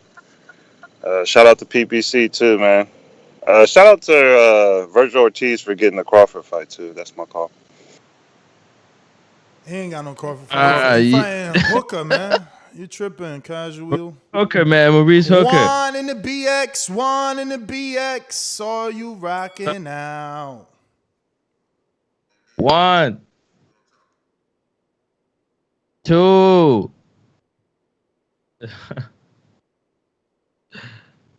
Juan, what up? We hear you. Juan. Juan Compang. All right, moving on to Keem in Florida. What up?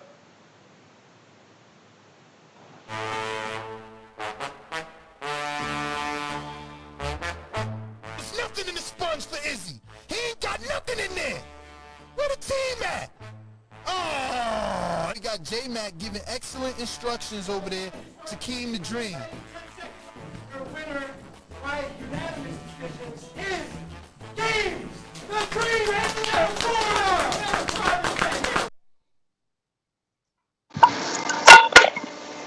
Hello? Y'all hear me? I'm here. What up? Good morning. What up? Good morning. Good morning. Morning. I ain't see the Breland interview. I just heard some of the stuff he was saying and what back. Man, how long ago? We gonna come back to you, champ. You in the Everglades swamp over there. You ain't in the real part of Florida. Landlord, what up?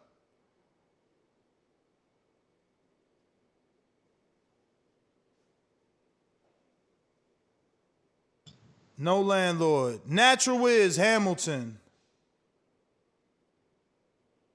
Wiz, what up? You on the back of the truck? What's goody? Not much. It's sad to hear about Breland and Wilder. I didn't really get to listen to the beginning of the show, but I mean, what does that mean for Wilder? What is going on with his fights? And is, I guess, the Undisputed, that's actually going to go? Or they're still in, what's it called, the mediation or whatever? We don't know, man. We don't know. Yeesh. Man, I mean, it just looks bad for Wilder, man. I don't even want to hear about it. I just want to hear about an undisputed fight or something positive, right? But if the fight's not going through, then I guess I can only think it's money, right? Why wouldn't the fight go through, right? Someone usually, A side or B side, if you want to use that, usually have to, give in, right? For, you get the most, you get the least, right? But, oh well, that's my call, man. Thank you for your call, man. Thank you for your call. He kind of sounded like Jose a little bit right there. That's the Canadian. Wiz, yeah. What up, man? Who's next? Ricky Fresh. Fresh. Fresh. Come on, Mars. Spit one. Can you hear me? Mm-hmm. Yeah, you clear. What up? You loud and clear. Yeah, with the whole Efe Ajagba thing, I think that's because of the whole Nigerian tribes thing, you know what I mean? And like the certain clothing that they're wearing in the shot, in the African Politics shot, the certain clothes that he was wearing was disrespectful to certain tribes because, in African, they in Nigeria per se, yeah, they're very proud people. So they want like a different man wearing their colors and their thing. It's very, very personal like that. So I kind of understand that aspect there. With the whole Mark Breland thing, Mate, like obviously his career's not done, but you know what I mean. He's defending himself, talking the things because Wilder came up with all these accusations, and Breland came out and said, "Listen, I never touched the water, I never done none of these things, all that things." As a man, he would defend himself. The whole PBC thing where the two fights falling apart again, it's all about money. Like that's the only reason. People are saying that's Wilder hate and everyone's hating, but come on, there's a lot of factors going against Wilder. And Ricky, shut your dumb ass up. Show me one other time. Show me one other time that a PBC fighter outpriced himself. If you're gonna say that this is real, just show one other time. Go ahead, unmute yourself and tell me one other time. Tell me. Unmute yourself, motherfucker. Go ahead and unmute. What the fuck you waiting for? Yo, stupid motherfucker, man. Yo, these dudes be lying, and then when you give them the time to explain themselves, they don't want to fucking talk. Get the fuck off mute and explain to us what other Heyman fighter is complaining or outpriced himself. Tell me. Tell me, and don't mention fucking Canelo offers. Tell me Heyman versus Heyman, motherfucker. Charles Martin is with fucking Heyman, and so is Wilder. Show me the one media headline where two fucking Heyman fighters would arguing about money. Go ahead. Go ahead. Nestor, come at your feelings because the same thing happens across. So if you ain't gonna say it, I don't want to hear about my feelings and you're across the fucking pond with your dirty fucking water, motherfucker. Tell me the headline of the two fighters that were for Heyman that complained about the money. I don't want to hear about shit across the pond. Y'all ain't got shit over there but dirty water, motherfucker. When it comes to Wilder, because you're exactly. If you ain't gonna say shit, shut the fuck up. Let me tell you something. They can't hear you. You talking right now, they can't hear you. So you sound like a moron to the back call.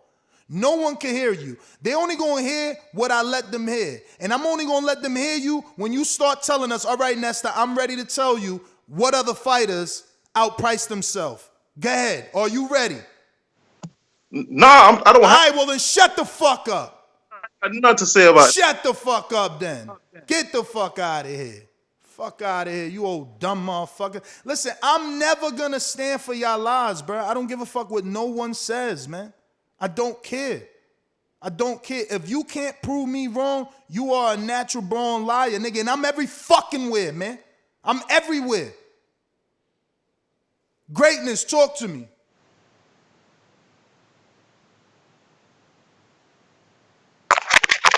Yeah, we good, Ness, man. How we living, man? Chilling, man. Chilling, man. We went from blessed to chilling. Yeah, man, because these fucking dirty across the pond swimming motherfuckers in they cold ass weather always got some dumb shit to say that can't make no sense. Let me say this. Well, let me just shine some light, man. Shout outs to across the pond, my man Mitty. Mitty, in fact, dropped some real good knowledge on me. So, you know, all across the pond ain't bad, man. But back on subject, man. I actually don't have much on the topic. I just hope that this was destined to happen. You know, Breland to speak about itself and so forth and so forth. You know, hopefully they could work that out and we could get the best fights and these fighters. They healthy. That's number one. And actually, now that we could get on to the Border Wars talk, man, Ness, I'm here by my phone, man, just waiting for that text message. Who trying to strive for greatness, and I got to give a shout out to everybody in the back call who I was talking to that was giving out that concern for my weight. Dropping that knowledge, letting me know like, yo, you dropping too much. You're not doing yourself a good service. So again, man, I'm just shouting out the fact that it's good that we got Border Wars. It's definitely a need, especially in between big fights. And I'm feeling good, man. I'm feeling good, man. It got me paying attention, focused up, and with this healthy living. So that's my call, man. That's my call, man. But you good? Yeah, I'm good. Yeah. All right. Just know you in that position because you ain't listening to me twice, man. When you was 165, I told you 15 pounds too much to give up. And I told you, I told him daily to check in what I mean. Daily, I told him check in what I mean. You know what I'm saying? So I'm trying my best to do what I can at this late in the game. But we are in a real difficult situation because you need a catch weight going up and your opponent I can't even approve that fight, man. He's too light, man. He's too light. You know, he can't even get to 160. So I'm trying here to Make something happen. make something happen, man. It's just you know, I would have to switch things around, and you're honestly gonna end up in a more experienced fight, man, because of your weight and lack of opponent, man. All I could do is take away the novice that you got, and y'all both novice, but he's too light for you. My man, he asked for a fight at 160, steps on the scale, and he's 147.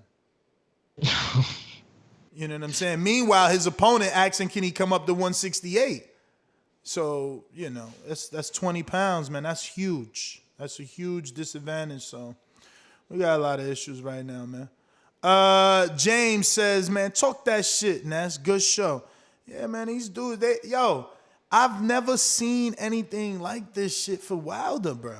I've never seen any other dude get this much hate, man.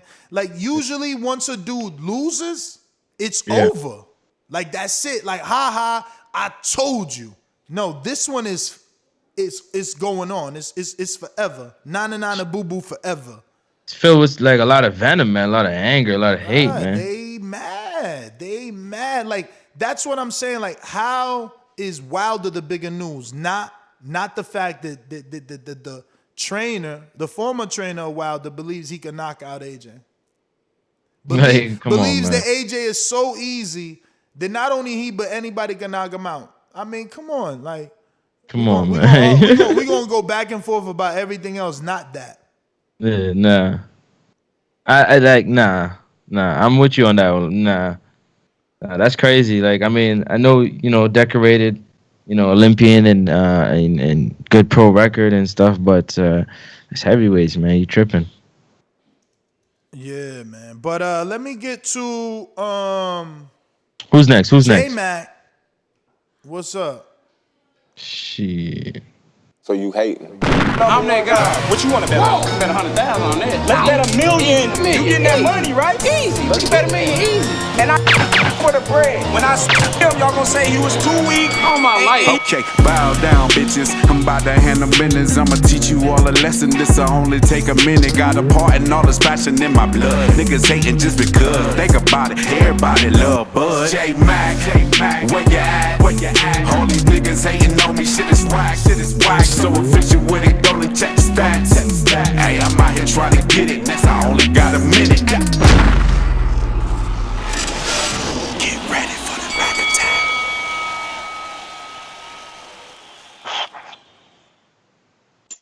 Yo, good morning. Can y'all hear me? Yeah, what up? Yes, Yo. Okay. I don't know how I sound. I'm driving somewhere where I don't know what my service is. Quick rundown what happened. I'm gonna take all three of my calls next. Rundown what Efe Ajagba said. Called him a clown, said he can't represent Africa. Matter of fact, PBC, top rank, let's make this fight. All this bullshit. Mm-hmm. All right, I'm a fan of Efe, but it sounds like he's trying to talk himself into a fight. And Efe, as good as I think Efe has looked horrible in most of his wins, and he's still questionable. So it sounds like he's trying to talk himself into a fight with Wilder. So I mean, that's just fighters talk. For as what Mark Breland said, it sounds like a bunch of emotion, but it's definitely a response. I mean, a dude Wilder sabotaged his name, everything he stood for, and everything he accomplished for us on the trainer side with Wilder. So I just take that as an emotional response, and you kind of getting back. For as him saying he'll beat heavyweights, I mean, that's just tongue in cheek. I don't believe he can beat those heavyweights, all them guys that Wilder fight. And you can't take anything away from Wilder when he accomplished. So, like, the hating does need to stop, because whether we accept it or not, Wilder's still one of the top guys. He has a loss to Tyson Fury, arguably the best heavyweight in our era right now. Till some things get proven. I still have my suspicions about certain things, but going forward, I'm looking forward to see what we could get from it instead of talking about this, like you say, and the boo-boo on who lost. For his Brandon, shout out to Brandon with the acting reward. He ain't getting no props from me. I wish Doom was here so you could play Who the Fuck Is That Guy? I mean, we don't believe you. Stay on your side of the pond, nigga. That's all I got, unless I miss something. Nope. All right, Adrian in Wisconsin. What up? And this hatred they got for Wilder is fucked up, man. I mean, the dude gave the guy a rematch knowing he got whooped a lot of them rounds. He's got the heart of a lion, of a warrior, of a true champion. You know what I mean? And the fact that they're disrespecting him, people talking about him like a dog because the dude met one style of boxing that troubled him. He got beat one time. I mean, Ali got beat. All the greats got beat. It's how they got back up. Man, people just need to give him some love and know that he really is a true champion. He did take hard fights. He took fights that other people didn't want to take, man. It's bullshit. And that across the pond shit, they just fucking mad because they don't like seeing American heavyweights. You know what I'm saying? They think that's their division, and Wilder proved for a long time that it wasn't. And AJ ducked him, is still ducking him. So, I don't know. It's bullshit. We got to stand up for the champ. He needs to come back, make a statement on somebody. I feel bad for the next dude he punches in the face because they're going to get a whole lot of hate. That's my call, man. All right, champ. We got a lot of callers on Blog Talk. If you have not pressed 1, we can't get to you. You got to press 1 so we can get to you. We're going out to CYP, Caller of the Year 2020. What's going on? Yo, people always know, I go in on Nigerians a lot because a lot of them, not all of them, have a real jealousy for African Americans. But this one is different because Wilder actually can trace his roots back to Nigeria. So FA and anybody else who agrees with him are fucking idiots. He actually traces his roots back to Nigeria. So whoever said that the Nigerian thing is disrespectful, you sound like an idiot. You don't know what you're talking about. And to be honest with you, we as African Americans in America, we represent black people all over the world. We are the most famous, the most popular. Our movements go around the world. We represent and support all black people everywhere. I don't understand why you guys separate the two, but when something goes wrong, you call us and we come for you. Our black people in our army will go to your country to defend you. Please stop disrespecting us. And when it comes to Breland, man, I ain't got nothing to say about that man. Because if you take Wilder away from this man, nobody knows this man. This man probably doesn't even have much money without Wilder. The disrespect you give to a dude who will help you be known and help feed your family, crazy, crazy, crazy.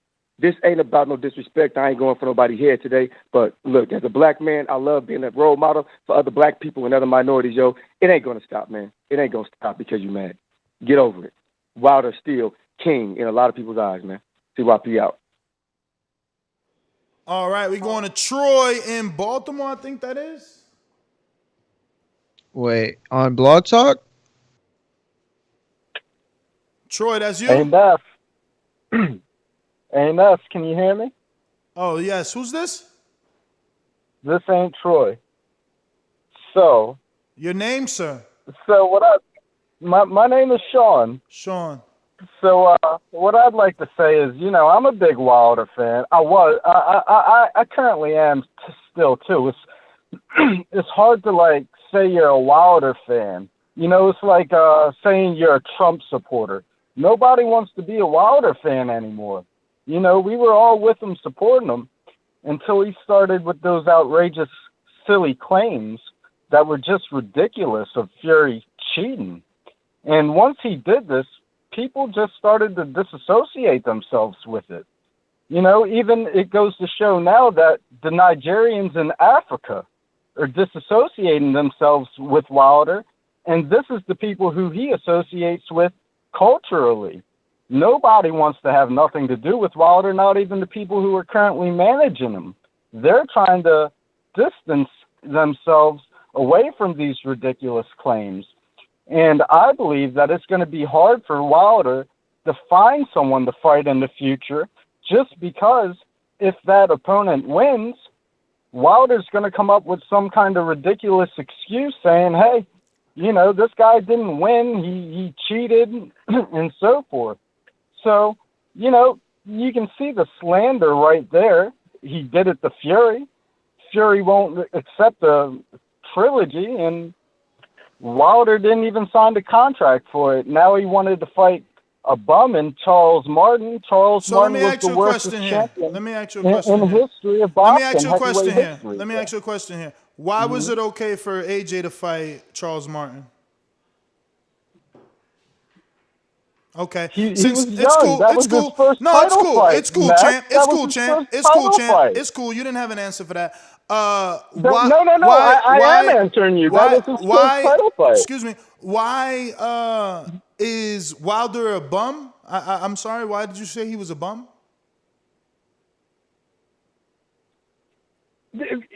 I didn't say Wilder was a bum. I just say, he'd make a better basketball player instead of a boxer. Just because. So hold on a minute. Hold on a minute. Just so I don't call you stupid or call you dumb or call you outside of your name, please tell me who else has had 10 title defenses. Go. 10 title defenses? Yes. I don't give a fuck who has 10 title defenses. Shut the fuck Nobody up then. cares about Shut who the fuck up. So shut the fuck up. If you can't find another division and another fighter that had 10 title defenses and call him a bum too, shut your dumb ass up, because all you are is a fucking hater. And it's obvious. You can't call someone a bum and then not find another man to do what he's done, or at least better than him. Because you're calling him a bum. So show me someone that isn't a bum. You understand what I'm saying? Show me that. People saying against who? I mean, last I checked, Gerald Washington knocked out Robert Helenius, who knocked out Adam Kovnacki. That means it's A, comparable. B, it's all in the same realm. So again, I ask you, do you know about boxing, or are you just Wilder haters? Really? Because Gerald is a bum because Wilder beat him and he's no one, but the man that Wilder beat the man that knocked out an undefeated fighter. Help me understand. Charles Martin is a bum, but after losing to AJ, which he clearly said it was okay because AJ was young. The dick was in between. He was flossing with AJ's dick there, I see. And then, all of a sudden, he's young, but the Martin that's come back from that knockout loss is a bum and the worst champion ever. I swear, man, God doesn't grant me this virtual smack or to see you motherfuckers in person, because you know what I look like. That's the sad part about the shit that I've been saying on this show for 12 years. You know what I look like. You could walk up to me in a fucking restaurant, tap me in the fucking supermarket, or smack the shit out me from the behind my head with all the shit I talk. But you pussies know that that's what you are. Pussies waiting to get fucked. Hawk, talk to me. Yo, what's up, fellas? Chill, y'all got me? That's what's up. Nothing else again. Guess what, brother? You're going to need a new blender. Because you done mixed up too many niggas in that blender you got there. You done fried and shredded them all up. You done shredded them up. You ain't got no more room left in that blender. But as far as that Ajagba, I don't know what he's talking about. He can't deal with no Wilder. I think Ajagba ain't looked good since when he first came out. He looked halfway decent. He ain't looked good since. So ain't anybody think about him. But I didn't even hear what Mark Breland said. What did he say? Bruh, he said a lot of shit. Oh my God, I'm gonna have to go look that up then, bro. But I'm loving the show. And I'm loving listening to Ness. So y'all have a great show, and I'm just gonna listen in and hit you back on another date, brother. All right, brother. Looks like we got a new call in the 360. Who's this? Where you calling from? Southern Arizona. Arizona. Hey, what's going on, your gentlemen? name, This champ? is the XO. This is the XO of the RO, gentlemen. How's everybody doing this morning? All good, brother. Good morning.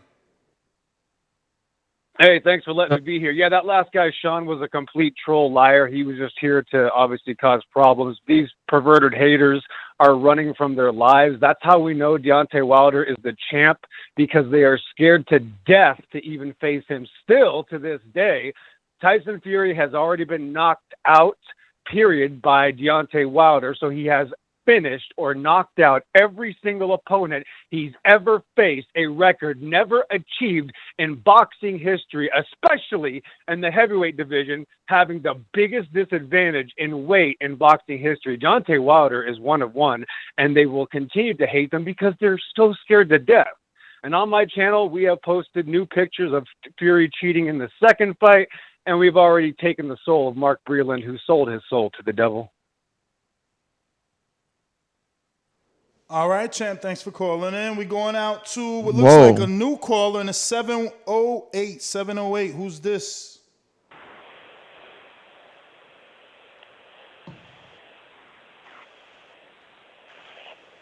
$708. Who's this? Wait.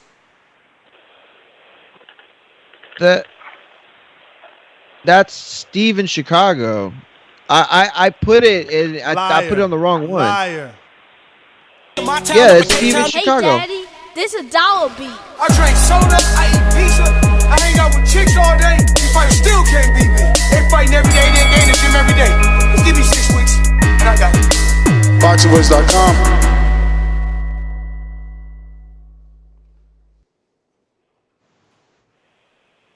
Steve? Not Steve. I promise it's Steve. Yeah, 708. Yeah, there you go. You hear me? Now we do. All right. You guys hear me now? Yeah. Yeah, you hear you. Okay. Oh, okay. All right. Yeah, to me, you know, obviously this has been brewing for a long time. When you got a fighter and a trainer that have been together as long as these two have, there's obviously something there. So really, for us as fans to get in the middle of it, this is just a lot of he said, she said stuff, you know. But just what I find suspect, this is all I'm going to say about the whole thing. What I find suspect is he goes to the ops and does this interview. And what I mean by ops is something you didn't touch on. Is Spencer, and I know he's been on your show, is affiliated with MTK. Who's affiliated with MTK? Tyson. So it's suspect. That's all I'm going to say. Is all of a sudden he's going to pour his heart out to the ops, and I'm going to leave it at that. You know, I understand that you know, train of thought, and I get what it looks like, but I will say that from what it looks like that I've seen on Twitter and things that I know behind the scenes here, I think Mark was ready to talk, and I'm pretty sure he was willing to talk to, you know, there's a group of people that he, you know, is in contact with, and you know, I think that interview could have come out in a lot of different places. It seems like Tunde and Spence, I feel like they were just on top of it. You know what I mean? They were just the first ones to get them. But I could be wrong. You know, it could be calculated, whatever. But it seems like he was ready to talk. Mark was ready to talk, and he was just, you know, whoever was there at that time got the interview. It feels like, not to say that, you know, those guys didn't, you know, do their thing, but. All right. We got. I mean, we could have got it, right? Looks like we got a new number in the 908. Who's this? This is Ade. Ade, what up? Ade, what up? What's good? I'm chilling. All right, what was I going to say? All right, this is it, right? What's my Efe Ajagba? I don't know. Yeah. He's just talking. I'm Nigerian, so they don't even know him out there. So he's just looking for a fight. And Wilder's going to knock him out. That's just sure. But with the coach, honestly, I think he's just reacting to what Wilder, because Wilder accused him of a very dangerous thing. Like, that was a real accusation. So I think he's just responding out of spite. I think he's just angry, just saying all sort of stuff. Like, I mean, honestly, I expected that from him, but I didn't know it was going to go to a UK media to go say that. I mean, probably because he knows all the US media not fucking with him right now. But yeah, I mean, to his defense, I think anyone will respond like that. I mean, if he's not guilty, anyone will respond like that to that kind of accusation. I mean, I just want to see Wilder back, honestly. I don't care who he fights. Thank you. All right, Mr. PBC, Boomerang.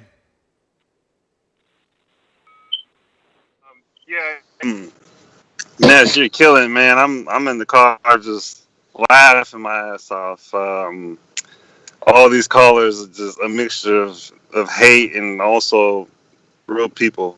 So, I watched the 78 Sports interview right after I watched the full interview of Spencer Fionn. I just feel like,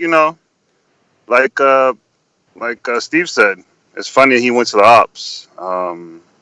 But some friends would do that. They'll backstab you. And I'm glad that he's gone. I feel like Deontay Wilder can probably get a better trainer, which is probably his homeboy. Forgot his name. But shout out to the haters, man. These Proud Boys, these UK Proud Boys, is real.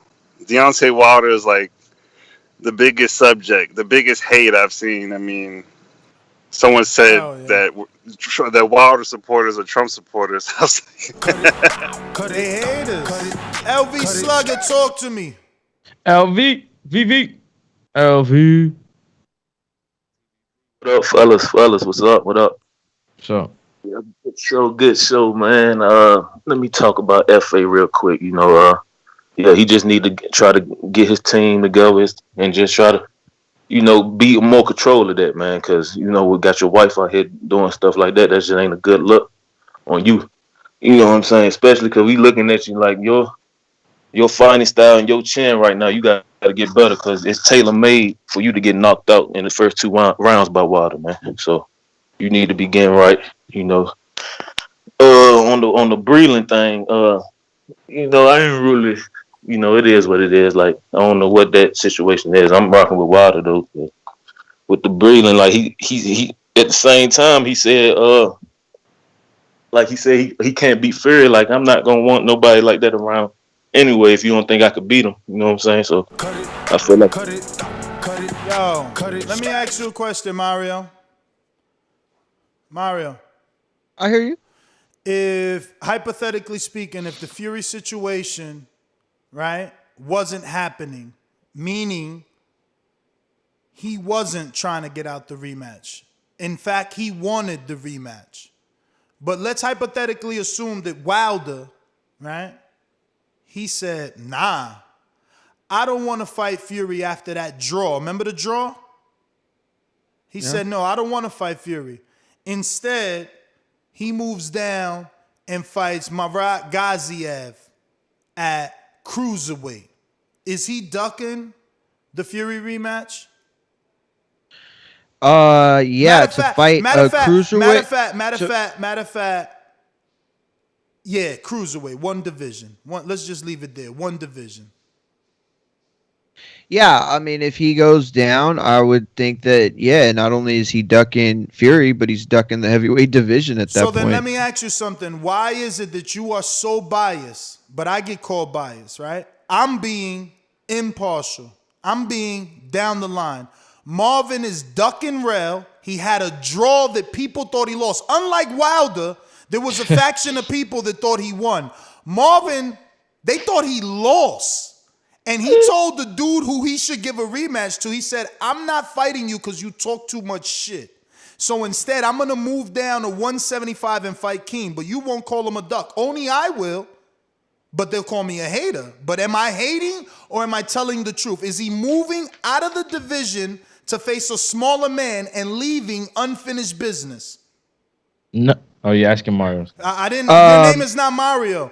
As far as I know, let me know. Listen, okay, as far as I know, the thing that Marvin made very clear is that he wanted to lose weight. Mm-hmm. His goal at this point is to get down to what a real professional fighter would fight at, because most of us fight heavier than what we would fight. I would be fighting at like 118 if Mario, based on height size. So hold on. So my only point is, I would like you to finish, but I think you're taking us down the wrong road.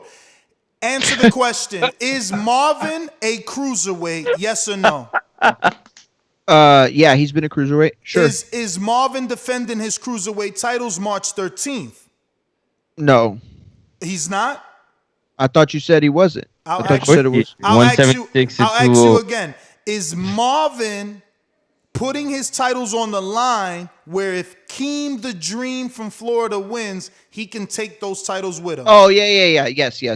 So he's defending his cruiserweight title. Let me ask you, what's the division for cruiserweight? Above 175. 176 to 200. Okay, so if Marvin had a weight loss journey that you speak of, why couldn't he do the rematch and still defend his titles and still be a man and in fact be a true champion, a courageous champion, an honorable champion, like the man we're speaking of, Deontay Wilder, who said, "I want to right my wrongs. You thought he beat me? I want to fight him." He's not like these other champions telling you, "Oh, that champion talks too much shit. And because he's talking too much shit, I'm not giving him the fight again." I rest my case. Yeah, listen, all I'll say hold on. But you're the same one. Hold on. You're the same one, though, Ness. You gotta, I gotta play the other side real quick just to, you know what I'm saying? You're the same one that sit up here and say that fighters, you're not a fan of fighters having two rematches. So you fight one time and then you run it back again, back to back on the record. Correct or incorrect? Even though Marvin has done it. Francis. Yeah. Again, please try to think about what you're gonna say because you're wasting our time. Having a rematch that's worthless is worthless, but having a rematch that the public telling you to take, it means something. They thought he lost. Stop trying to paint it a different way. Matter of fact, let's ask you. So Rel is listening because he's on the line. Tell me, did you have Marvin winning? Did you have it a draw? Or did you see Rel winning? Exactly. Let's move on to the real callers, man. The people that really want to talk. You didn't give me a chance to answer. Oh, you thinking? That's why. So I don't get a chance to answer? Damn, bro. That was... No, so I don't get a chance to answer? I'm wasting your time. I'm just waiting, bro. It's people on the line. You're taking long to answer simple questions. I just don't agree. Did you score the fight? You said you wanted to answer it. So answer who you scored it for, motherfucker. You said you wanted to answer. Draw. Okay. So then you don't think it needs a definitive answer. You think that the draw, you're comfortable with it. You're like, oh, fuck it. Both of them had a draw. I don't need to see it again. That's what you're telling us? Based on what's going on, yes. Okay, cool. We're going out to... So that's it? Stanley. So all that's it? See what I'm talking about? That's your opinion. Hold on, Francis. Hear me out. Francis, I don't want to argue with you, right? So if you tell me you had it a draw and you don't think it needs a rematch, what do you want me to do? Start yelling like, yo, come on, you know that fight needs a rematch. Nah, that's your feelings. But here's what I'll do for you, right? There was another fight that was notoriously tight, but one fighter got a knockdown, which in a 3-round fight is automatic 2 points, which means 2 rounds. Almost impossible for it to be a draw or a loss. But the world was asking for a rematch. All of a sudden, the world is cool with Marvin not rematching. And you see, I've never called Marvin a duck. I've never said, Marvin, you got to give Rel a rematch. I've never said that. Why? Because I'm even down the road.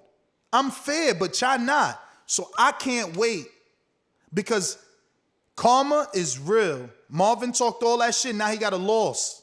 He could say it's a draw. We know it's a loss. You talked all that shit and you picked a 45-year-old dude. But we going to see what you do with an old man. We going to see. We going out to Stunner once again. Talk to us. Yo, what's good, TBV? What up? All right. So the Mark Breland thing, I'm not even gonna touch it. I can roast him, but I ain't gonna say nothing about dude. He's older. But as far as Efe Ajagba, all right, I want to clarify something because you kept saying that he got knocked out by Razvan Kojanu. Incorrect. He was actually knocked down by that dude. His name's Iago Kildaze. Dude was a cruiserweight who came up to heavyweight, and put into perspective how embarrassing that knockdown was. This same Iago Kildaze dude, he fought Brian Poley, he fought Adam Konaki, he fought Michael Hunter, he's fought Joe Joyce, None of these dudes were knocked down, but Efe Ajagba got knocked down by this dude, a cruiserweight. But apparently now, all of a sudden, he's going to beat Wilder. And Efe Ajagba had an interview this morning where he was talking about, oh yeah, I still got to work on my head movement. I'm like, so you don't even got head movement, you trying to fight Wilder, and you slow? So I'll tell you what, why don't we start pushing Efe Ajagba versus Michael Coffey? It's like, if you can beat Wilder, you should be able to beat his sparring partners, right? I guess. Theoretically. But you know why he ain't going for Polite. Because Polite ain't got the name. Can't clout chasing nobody, and I ain't saying Polite to nobody, but he not Deontay Wilder. We got a counterpunch from Mr. PBC. Yo, shout out to Mark Breland. Mark Breland said, well, not his hate though. Mark Breland said, AJ, he'll beat AJ, and AJ don't have as good jab as Wilder. That's just crazy. He's speaking the truth though. Tyson Fury is the biggest cheat in American history. There will be a documentary about him and MC Kai Goebel. Just mark my words. That's my call. We got a counterpunch from LV Slugger. LV, talk to me. No, I just wanted real quick, man. They talking about Wilder with the excuses and stuff. Like, it's funny because right after, I just remember, how revered and how people love Tyson. I would just remember after he got knocked out in the ring, the first thing he said right after the fight, I broke my back. So come on, man. Y'all don't talk about that though. Y'all love Tyson though. You know what I'm saying? So we can't really let's get off Wilder, man. Like I know y'all hate him. He will be back. You know what I'm saying? The baddest man in the division, the most exciting man in the heavyweight division. Cause without Wilder, the division would be boring, man. So y'all just continue to hate, cause man, we need y'all here when his next fight here. You know what I'm saying? Who I feel sorry for his next opponent, cause he is getting knocked out early. Brother, truth is, no other heavyweight gets these type of headlines. There was a point, and I ain't on the front. There was a point where AJ, we used to do an AJ show, bro, and it would get the most views. It didn't matter what we was talking about AJ, but that doesn't exist anymore. It's all about Deontay Wilder. He is bigger than all these dudes, and you can tell in the amount of people that come out, call in, and super chat. It's evident. You know what I mean? Like, he brings them out. He brings them out. You know what I'm saying? And it's almost unexplainable. It's like a love-hate relationship with these dudes. They love to hate him, or they love him and hate him. Long Beach in the house. Yeah. Man, morning, fellas, morning. What up? Man, what it do? Efe Ajagba, he just clout chasing, that's clear, so we won't spend much time there. But a lot to unpack with Wilder, man, and probably more than I can say in my short time here. But one thing that jumped off the screen to me, and I never believed anything Breland, all those accusations towards Breland. But one thing that jumped off the screen is Breland's kind of demeanor and how he felt towards Wilder. It seemed pre-existing before the Fury fight. So here's one thing that definitely a character flaw. It seemed that Breland was definitely out on Wilder. Like, I'm over this guy. And how you going to be a guy's trainer and be over him at the same time? You know what I mean? So then that lends to question how much effort you put in. How much do you believe, and would you even sabotage him? Because you seem to be out on him. And yes, him going to interview with the ops is something of concern. But Breland never answered any questions, man. He just took the high road, and which is understandable. Being accused those things. CYP, counterpunch. CYP. Hey, y'all remember back in the day when I used to tell you that, how the hell does Ronnie Shields have so much negativity to say about Wilder's camp? I told y'all. I said, his best friend, Mark Breland. This is way before he got fired. So some of y'all can give CYP some credit for letting you know that Breland has been a cancer and a snake in the camp, way before allegations happened. There's no way a dude can have so much negativity to say about somebody's camp, their relationship, their family, if they have no connection to the family. But then you find out they do through your sister, your brother, then that's the person giving them all this information. Mark Breland deserved to be fired a long ass time ago. And Easy Boy, nobody believes in you. You ain't going to call in publicly and challenge me because I will accept right now. I will accept a fight. Border Wars whenever versus Easy Boy. Believe that. CYP out. We got Amin in Essex. Yo. What's good, TBV? What up? What up? Listen. It's funny, man, because it's two ways to look at it. Silence can be deafening, you know what I'm saying, as far as the court of public opinion, but like at the bargaining table, it's leverage. So Wilder's still winning when it comes to the bargaining table because, you know, win or lose, people want to see him, you know what I mean? And I think he's aware of that. I think he's strong enough to not let the hate bother him, and he knows that he's out here playing chess. But that said, you know, the court of public opinion can be vicious. So as long as you don't care about it, then it don't really matter. So, you know, I didn't even bother listening to the interview because, you know, I never liked that style of anybody. You got to pull somebody else down to big your man up. And that's cornball business. So I never liked that style. I wouldn't listen to the interview.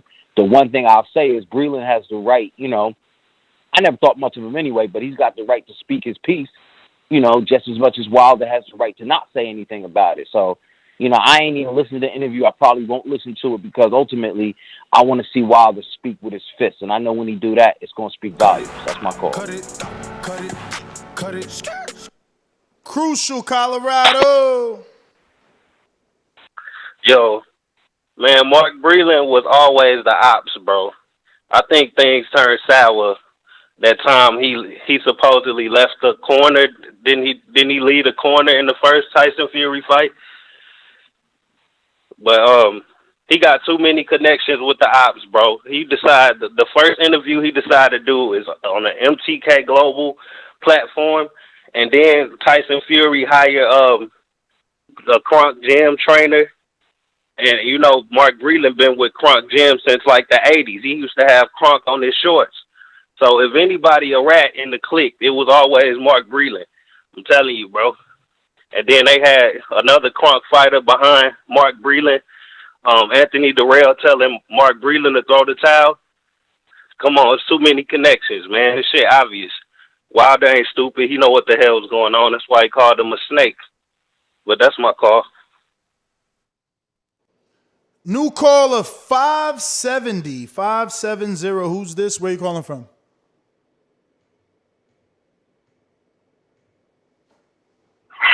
You can hear me? Yes, sir. Who's this? Where you calling from? You can Carl Brown. Calling from out of Scranton, PA, but I'm from North New Jersey. But I was calling about the whole Breland. I had read a little bit of, I had heard a little bit of it. I'll say it like this. I think Breland showed his true colors. They keep trying to say he was styling, but was you riding with a dude for that long, like you ain't had no problems then, and for everything that he said, I ain't look at the whole thing, but for everything that he said about Wilder, it's just like a couple of callers ago, old boy said, I used to be a Wilder fan, like, but now you not, so you ain't riding with him when he lose. And I think Tyson Fury was going to do this if he would have got the nod in the first fight. That was a fix. Everybody saying it. The man was gone. He was asleep. And look what they do. Deontay Wilder gave him a rematch. Gave him the second one. So the whole plan was to not even fight him again if he won the first one. He wasn't going to give him no rematch again.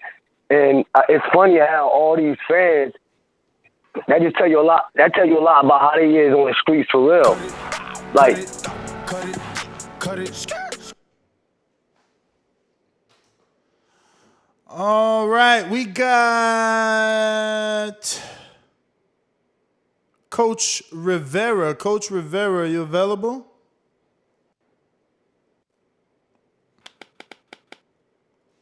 One time. Do.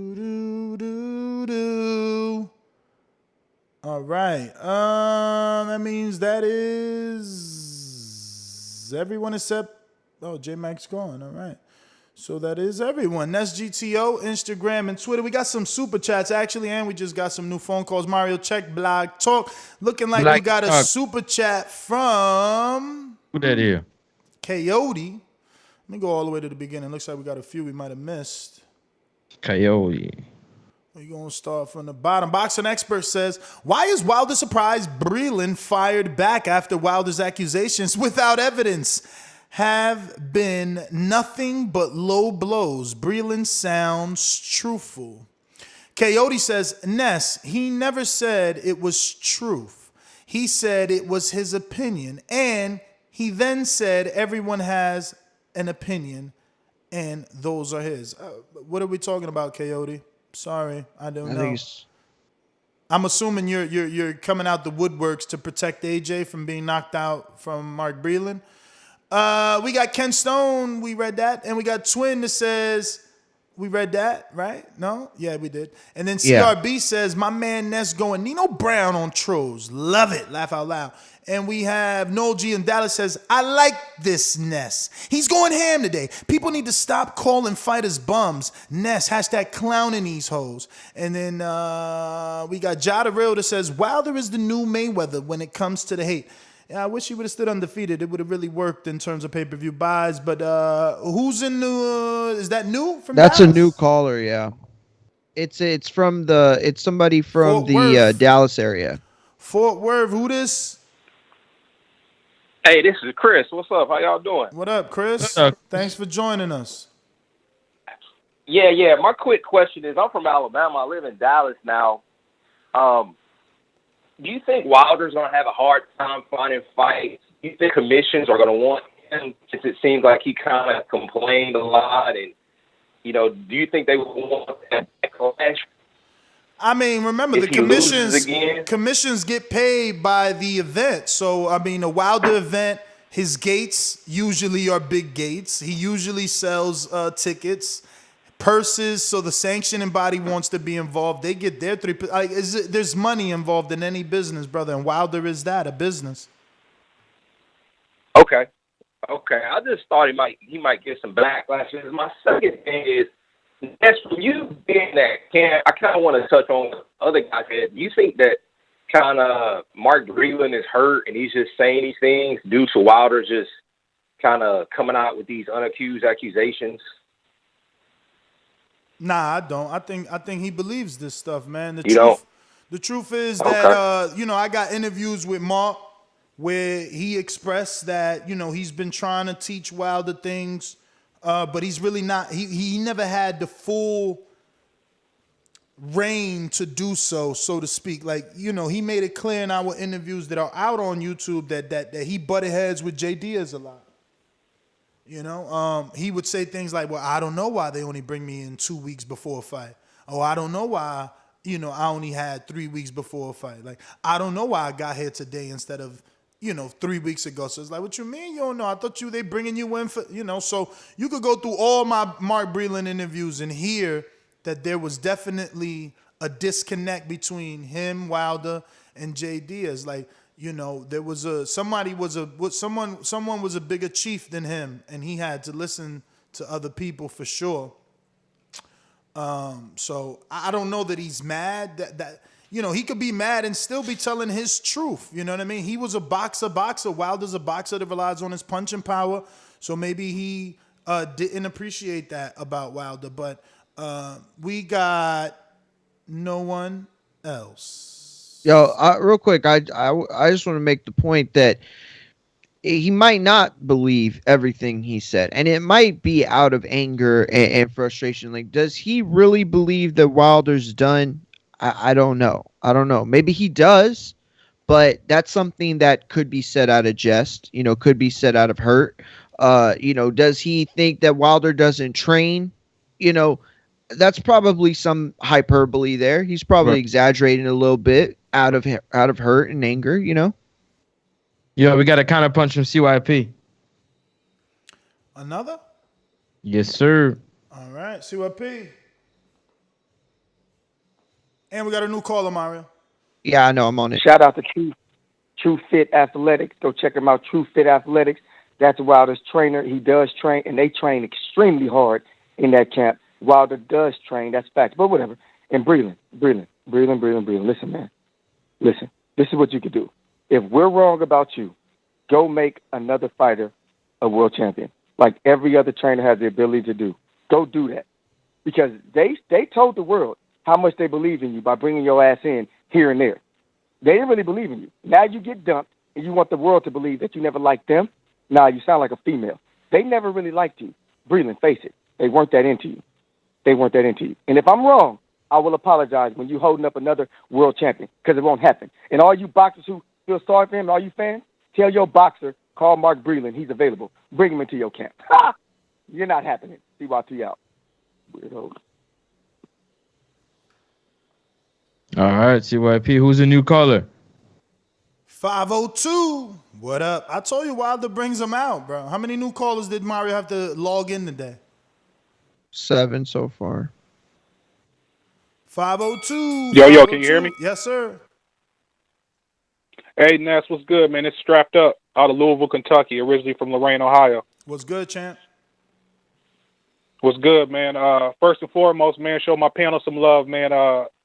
Francis, man, I see you out here working. Got the homeschool. I'm doing that shit with myself with my kids. Shit ain't easy. So I salute you, champ. Rio, man, when you get some time, man, I appreciate your bars, bro. Check my channel out. I'm with you on that. And Ness, you my favorite entrepreneur, man. Even when I don't. That's from the Brian we Custer call you interview. Rio at the crib over here. Yeah.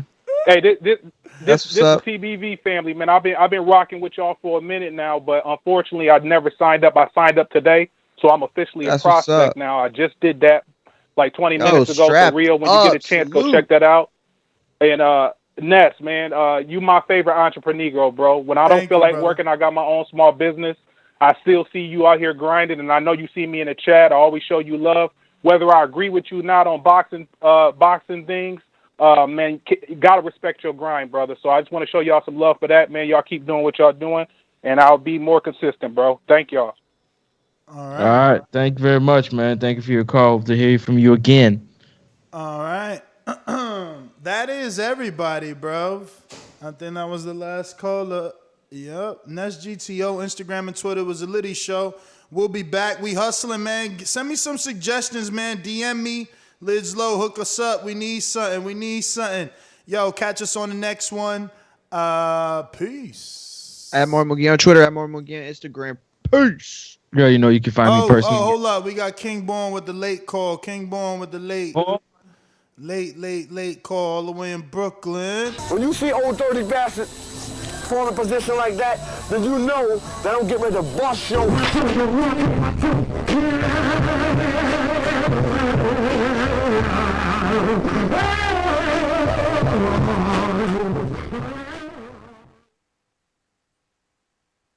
Hey, yo, y'all hear me? Y'all hear me, right? Hey, yo, peace. Listen, man. Yo, it's like a marriage. Know what I mean? When y'all together, y'all love each other. When y'all get the divorce, the woman start throwing shit at you, try to take your cream, try to take your money, try to discredit you, talking about you a wife beater, you didn't feed the kids, all that bullshit. You know what I mean? That's what's going on here. And like, yo, Wilder's still a fucking man because he bring them out, Ness. You know what I mean? You got like 20 motherfuckers on here that never called. They called today. And like I said, man, I got to see Wilder. I just want to see Wilder get this fight, or if he don't get the fight, position himself to get the belt, because they going to fear him. Ain't nobody going to fight Wilder. AJ ain't fighting Wilder because one thing, he lost one time, but he still got that knockout power.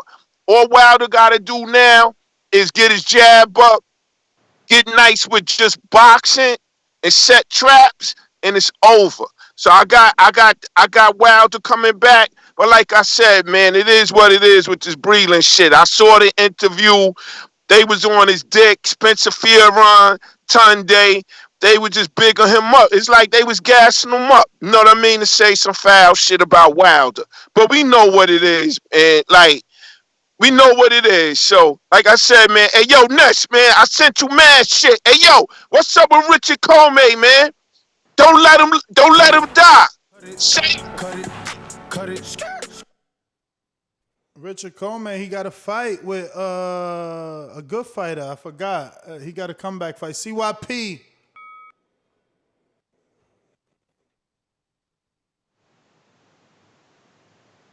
CYP, your regular call, champ.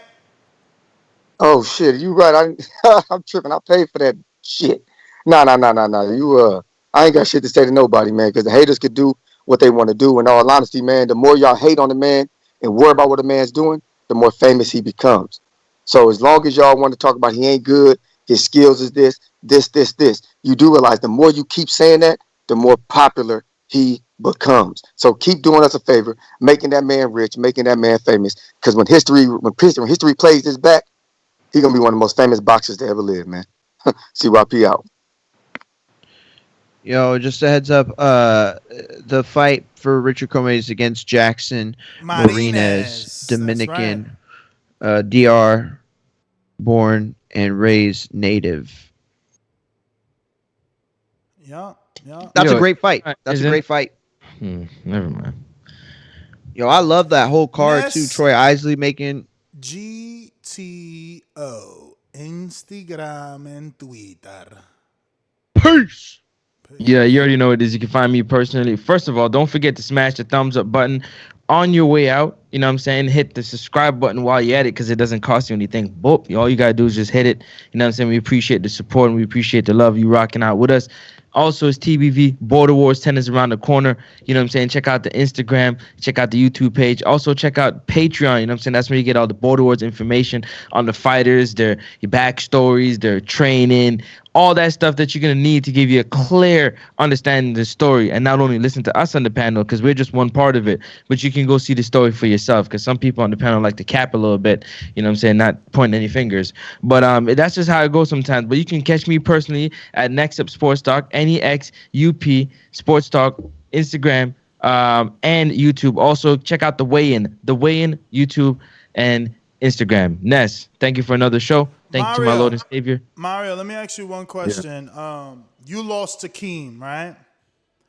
And you're fighting, 175 right now? Can you turn around and tell... Who else got... Can you tell Cruz he's ducking you? Wait, what? You lost to Keem.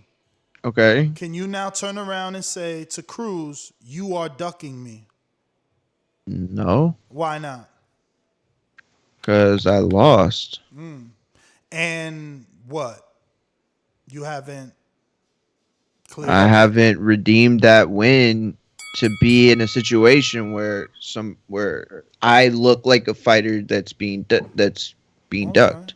Okay. So then, how is it that Sean, who lost to DeMarcus... he set me up for this one. How is it that Sean, who lost to DeMarcus and started his Border Wars career at 175, then fought a dad that is 38 years old with 4 kids and doesn't want to fight again in Border Wars in his second fight at 190, but I'm ducking him, and I'm 4-0 and a champion at heavyweight, no less. The other dude ain't even fought at heavyweight. But Marvin and him say I'm ducking him and that he is a heavyweight just because he says he is. He never had a fight at heavyweight. So I want to ask you another question because I don't know anything fucking about boxing. Can people just say they're a heavyweight without actually having a fight at that division? Can you just say, yo, I'm a welterweight? Matter of fact, I'll give you a better question.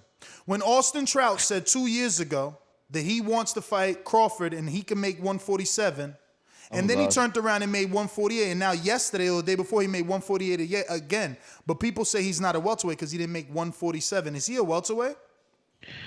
I consider him Be careful, you just not said... a welterweight until I consider a fighter. No, I want to make this. I just wanted to remind him that he just said 176 No. I want to to make this clear. I want to make this clear because what I was gonna say is I consider him a junior middle, but I wanted to make this clear. I consider you in the division once you've had a fight in that division. Thank you. I can say that I'm,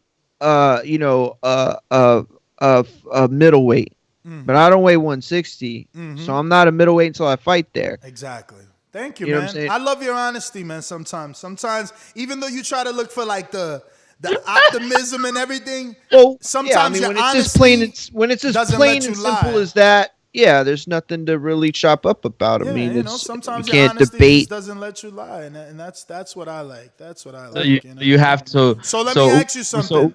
Hold on, Mario. So Usyk moving from cruiserweight to heavyweight, he needed a fight, right?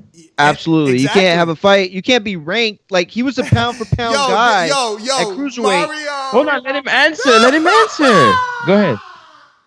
Francis, you don't know shit about boxing, bro. You keep proving that shit. I'm just, oh my God, bro. Yo, listen, Mario. Do you realize the mistake he made? No, you can't do that. You can't do that. Just let him answer. You can't do that. No, you can't do that. No. You realize the mistake he made? He's trying to talk. He's trying to use Usyk. Counterpunch. Somebody paid for a counterpunch. Let's go. Exactly, Forget about what you're going to say. Go to that counterpunch. Because you're not going to let me talk, so I'm not going to let you talk. Go to the counterpunch.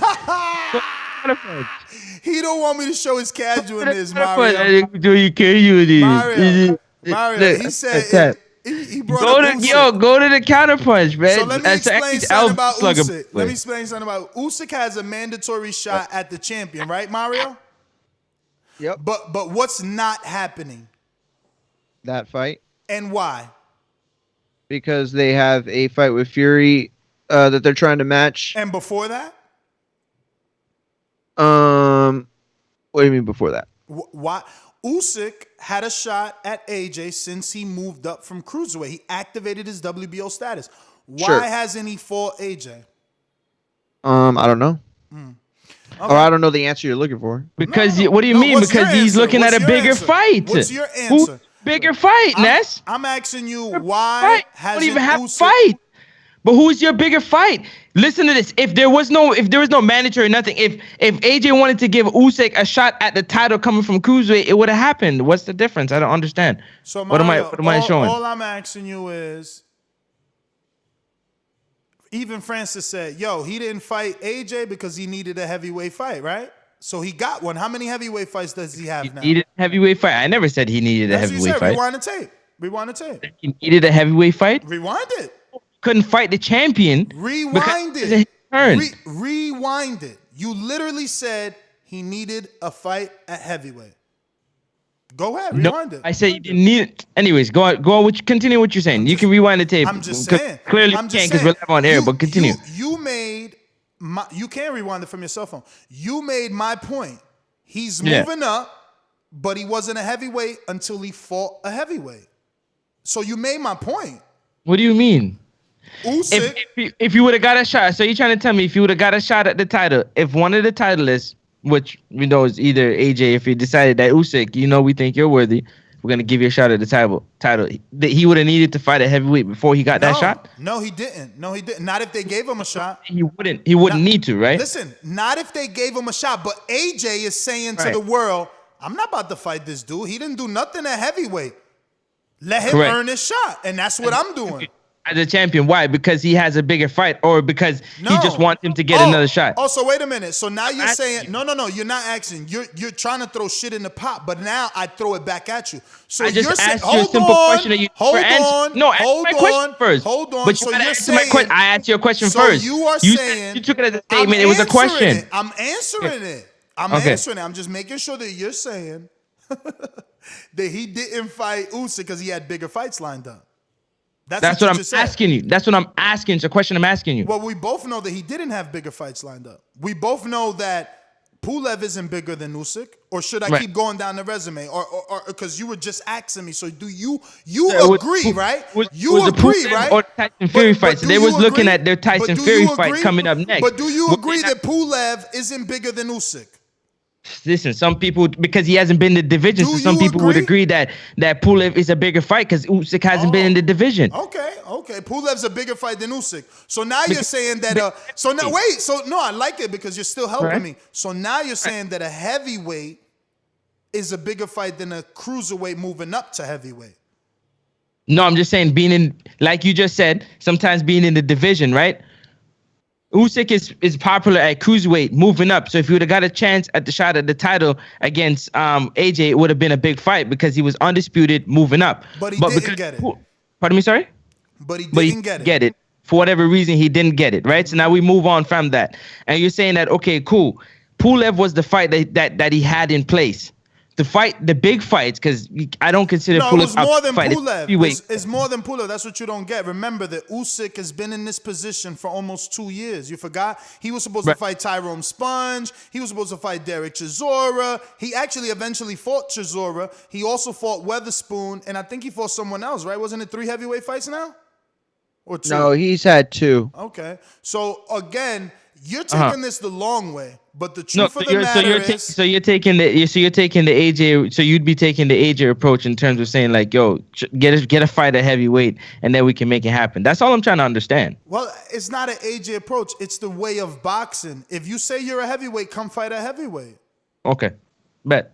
Like, listen to me. Because when Roy Jones moved up, when Roy Jones moved up, he didn't fight a heavyweight before he fought for the did he? No. Yeah, but he wasn't going to campaign at that weight class. He was trying to win a belt. Yeah, he was trying to win a belt that he thought was the lowest hanging fruit. Mm-hmm. So he wasn't ever going to campaign at that weight. And guess what, Mario? And guess what? Right? John Ruiz, his name isn't bigger than Roy's, so he needed Roy. Oh yeah, that was Sean Jones has a loss at 175 to a dude that next to me is a midget. So again, I just want Francis to be fair. Like if you were fair with everyone. No, listen. Don't cut me off. Listen. You can't be fair if you're not listening. Right? What? You can't be fair if you're not listening. Just keep going on because I don't agree, but keep going on. Okay, so would you agree that Sean is a bigger fight than Smoke 'em Out Jay? For yourself? Would you agree that Sean is a bigger fight than Smoke 'em Out Jay? For who? Who's a bigger fight in the heavyweight division? Oh, in the heavyweight division, no. Smoke 'em Out Jay is a bigger fight in the heavyweight division, to me, in my opinion. So then again, you're answering your own question. Fair. That's me being you're saying I'm not being fair, and I'm telling you I'm being fair. I just wanted to know something from you. I asked you something directly. I wanted to know your opinion. You already answered it. Thank you. But here's what I'm saying. You're carrying on about something that I've already said. I just want to know your opinion on something, and you got it. I'm carrying on because you refuse to be honest all the time. Now on the spot, you're being honest. But before, let me finish, brother. Before I brought it up and posed it to you this way, you were saying I was ducking Sean. That's what I don't get. So I had to do all this to show you, like, what are you saying? Like, why are those things coming out of your mouth? When now you're saying that Smoke 'em is the bigger fight, that Smoke 'em is the heavyweight, that Sean isn't a heavyweight, that he does have unfinished business with a shorter man. Now you're agreeing with me. I'm so lost. So are you a liar or are you a truth teller or you just lie sometimes to spice up the show? No, but you got to understand the situations. Every situation is different. Mm-hmm. Not all situations are different. Not all recipes are made equal. Mm-hmm. Not all styles of fights are made equal. Does Sean have a loss? Let me you cut me off. I'm asking you a question like you asked me. No, let me finish my statement and you can ask me any question you like. Let me finish my statement. Let me finish my statement and then you can cut me off. You asked me a question and you made me answer it. So you're going to make me lose my train of thought. Let me just finish what I'm saying. I mean, he asked me a question and made me answer it. Yeah, I'm going to answer your question. I got no problem. Just let me finish what I'm saying so I don't lose my train of thought. Like I've been trying to hold on to the whole time when you're taking as long as you're talking. Anyways, besides the point. So you're saying that, okay, Smoke 'em Out Jay is a bigger fight at heavyweight, right? At the same time, you're not taking that fight. Mm-hmm. So somebody else stepped up and said, you know what? I want a shot at. I'm hold on. I'm weighing around what a heavyweight. Get your words together, man. Get your words together. My words are together. I'm weighing around a heavyweight weight right now, and I want a shot. You know what? Let me get a shot at because the champion at the heavyweight division don't have a fight. Mm-hmm. So let me get a shot at the title. So let me ask you a question now. Hold on. If you decided that, okay, you know what? You're not worthy of it because you lost to someone that's 175 and you just beat a guy that's 38 and he's a dad. So you both, whatever your losses and your wins don't mean shit. Smoke 'em out, Jay. You knocked out Supermax, who didn't even train. So that don't even mean nothing. That I could have knocked out Supermax in my sleep. So you're discrediting two guys and you sitting there with the title doing what? Twiddling your thumbs? That's all I'm asking. I got 3 title defenses, more than anybody in Border Wars history. Matter of fact, let me remind your stupid ass, I'm the only one with a successful title defense, okay? The only one with a successful title defense. So what are you talking about? And I defended it 3 times. Told you what I was talking about. So let me also teach you something about boxing. There's something called mandatory status. Correct. I don't have one. Right. Let me also teach you something about boxing. I'm the Gary Russell. Shut up, champ. I didn't cut you off. I still hit quietly. All right. I'm the Gary Russell of boxing. I could fight 1 time a year and defend that title so I don't get stripped. When there's a mandatory, you call me. When these bum-ass fighters don't have a loss or don't have a draw, you call me when you want a good fight. I don't have a loss or a draw. My status as a mandatory or as a challenger or as a champion is in question. The people that want a shot are in question because they haven't done enough. I've done enough. I can agree with that. That's what I'm saying. I'm being honest. I can agree with that. So then how am I ducking? No. I'm going to explain that part. I'm going to explain that same part you're asking me about the ducking. Let me explain. I want you to teach the boxing fans how a dude, you're riding with 2 dudes, not one. You're riding with 2 dudes who have suffered 2 losses and refuse. They don't want to not get, they refuse. They literally flat out said no to both the dudes that beat them. One went as far as saying, I'm not fighting him because he talks too much shit. The other said, I'm not fighting him. I don't want to make that weight no more. In his first fight. It's not like he's been in that division all his life and struggled. No. I'm just not making that weight. But guess what? If Keem wants to fight, I'll fight Keem. I fought at 175. If Ant wants to fight, I'll fight Ant. But you're not saying none of that. And that's what bothers me about you. I ask myself when you and Mario do this, like, are y'all doing it to get the people riled up? Like, yeah, Francis is against Ness or Mario's against. Because it don't make y'all look good when y'all run against logic just for the sake of the show. It's not running against logic according to you. Like logic is like sense. I've heard a lot of times that sense isn't common, bro. Boxing, and understand, like, it might be common. Like you're not listening. You're listening to yourself. It's like it's playing back in your headphones. It's logic according to boxing. Like what do you mean? No, man. Like at the end of the day, you didn't have a fight. So when you lose, so let me ask you something. Jay didn't have Jay was not in a mandatory position, and yes, he had 1 victory. There's people listening. Automatically, right there. Quote unquote, he canceled himself out. Sean having a loss to DeMarcus, you know what I'm saying, and a win over Charge, he canceled himself out because he doesn't have an undefeated record. And even worse, he doesn't have a fight in the heavyweight division. Understandable. But these 2 guys who, when Gary Russell was calling out Terrence Crawford, how much divisions above, you have people that be calling people out and they say, you know what, I'll meet you at the catchweight. Hold on a second. So when Gary called out Crawford, what happened? You have the right to say no. You do have the right to say no, but you can't say that they don't have the right to call out you or ask you for the fight. So at the end of the day, like I hear you, I understand what you're getting at, and I'm not trying to get at you. Take it like I'm trying to get at you and all this. Nah, man, this is because the same thing I keep it for myself. Like if I was in the same position, it's me having a loss, woofing trying to get a title shot. If I had a loss and I'm woofing to try to get a title shot, it'd be the same thing. I'm trying to get a title shot. Like I'm trying to challenge somebody to get a title, but you don't see it that way, and I understand. That's from you sitting on the mountaintop at the top. I get it. It's the position that you in. I respect it. I don't respect you, man. I don't respect you and guys like you that for the sake of the show, listen to what I'm saying. I don't respect y'all. For the sake of the show, you say whatever, and it doesn't make sense, bro. Now you're saying that I should have took this fight. Like, you just go against the natural order of boxing. You're literally saying that it's okay for two men not to have rematches, but it's not okay for me not to fight them, dog. Like, this is a boxing show, and we do a boxing event. Are we following boxing rules, or are we following Francis's Canadian street rules? I just don't understand. If a dude loses, how doesn't he need to avenge the loss in your eyes? All of a sudden, he can move on to a title shot? Is that the boxing that y'all do in Canada? That's how it works over there? Because I'm a little lost.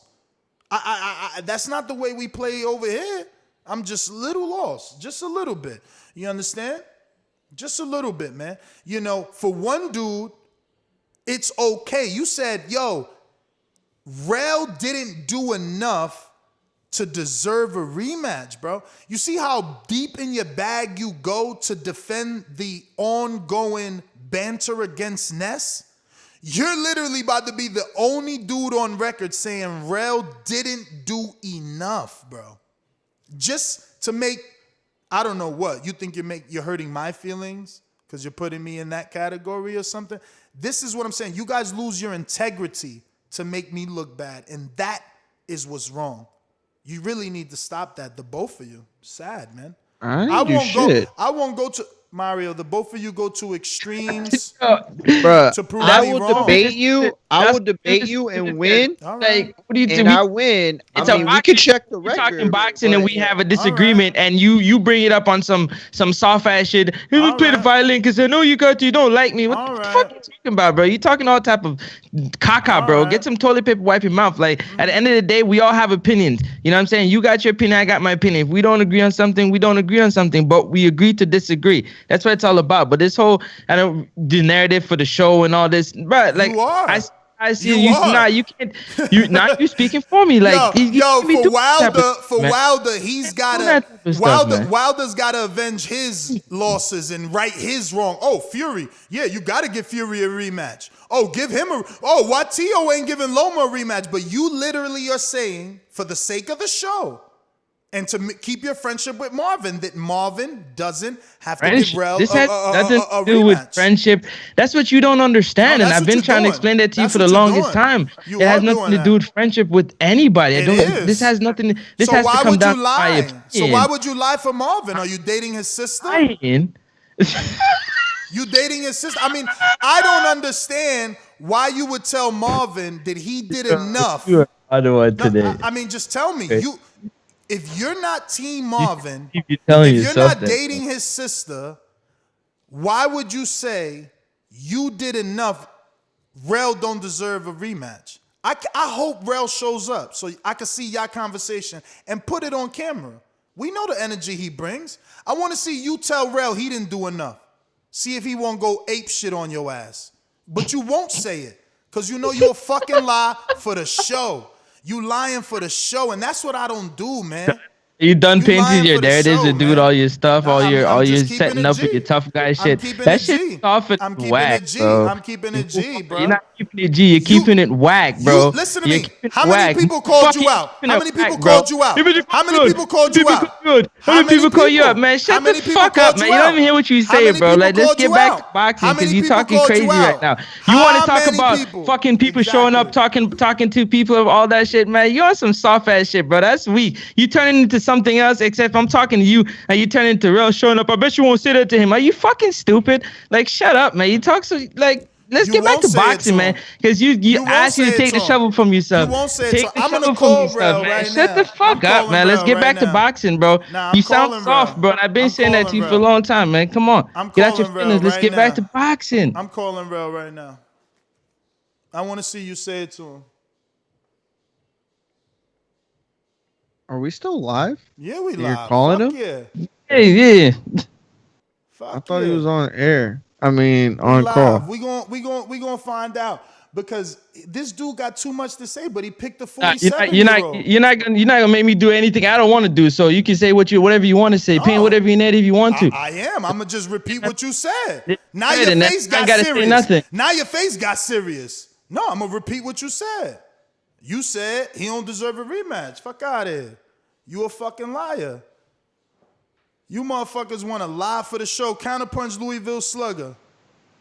bunch of lying niggas for the show, man. Y'all straight. Yo, that shit is whack, man. Nah, what you doing is whack.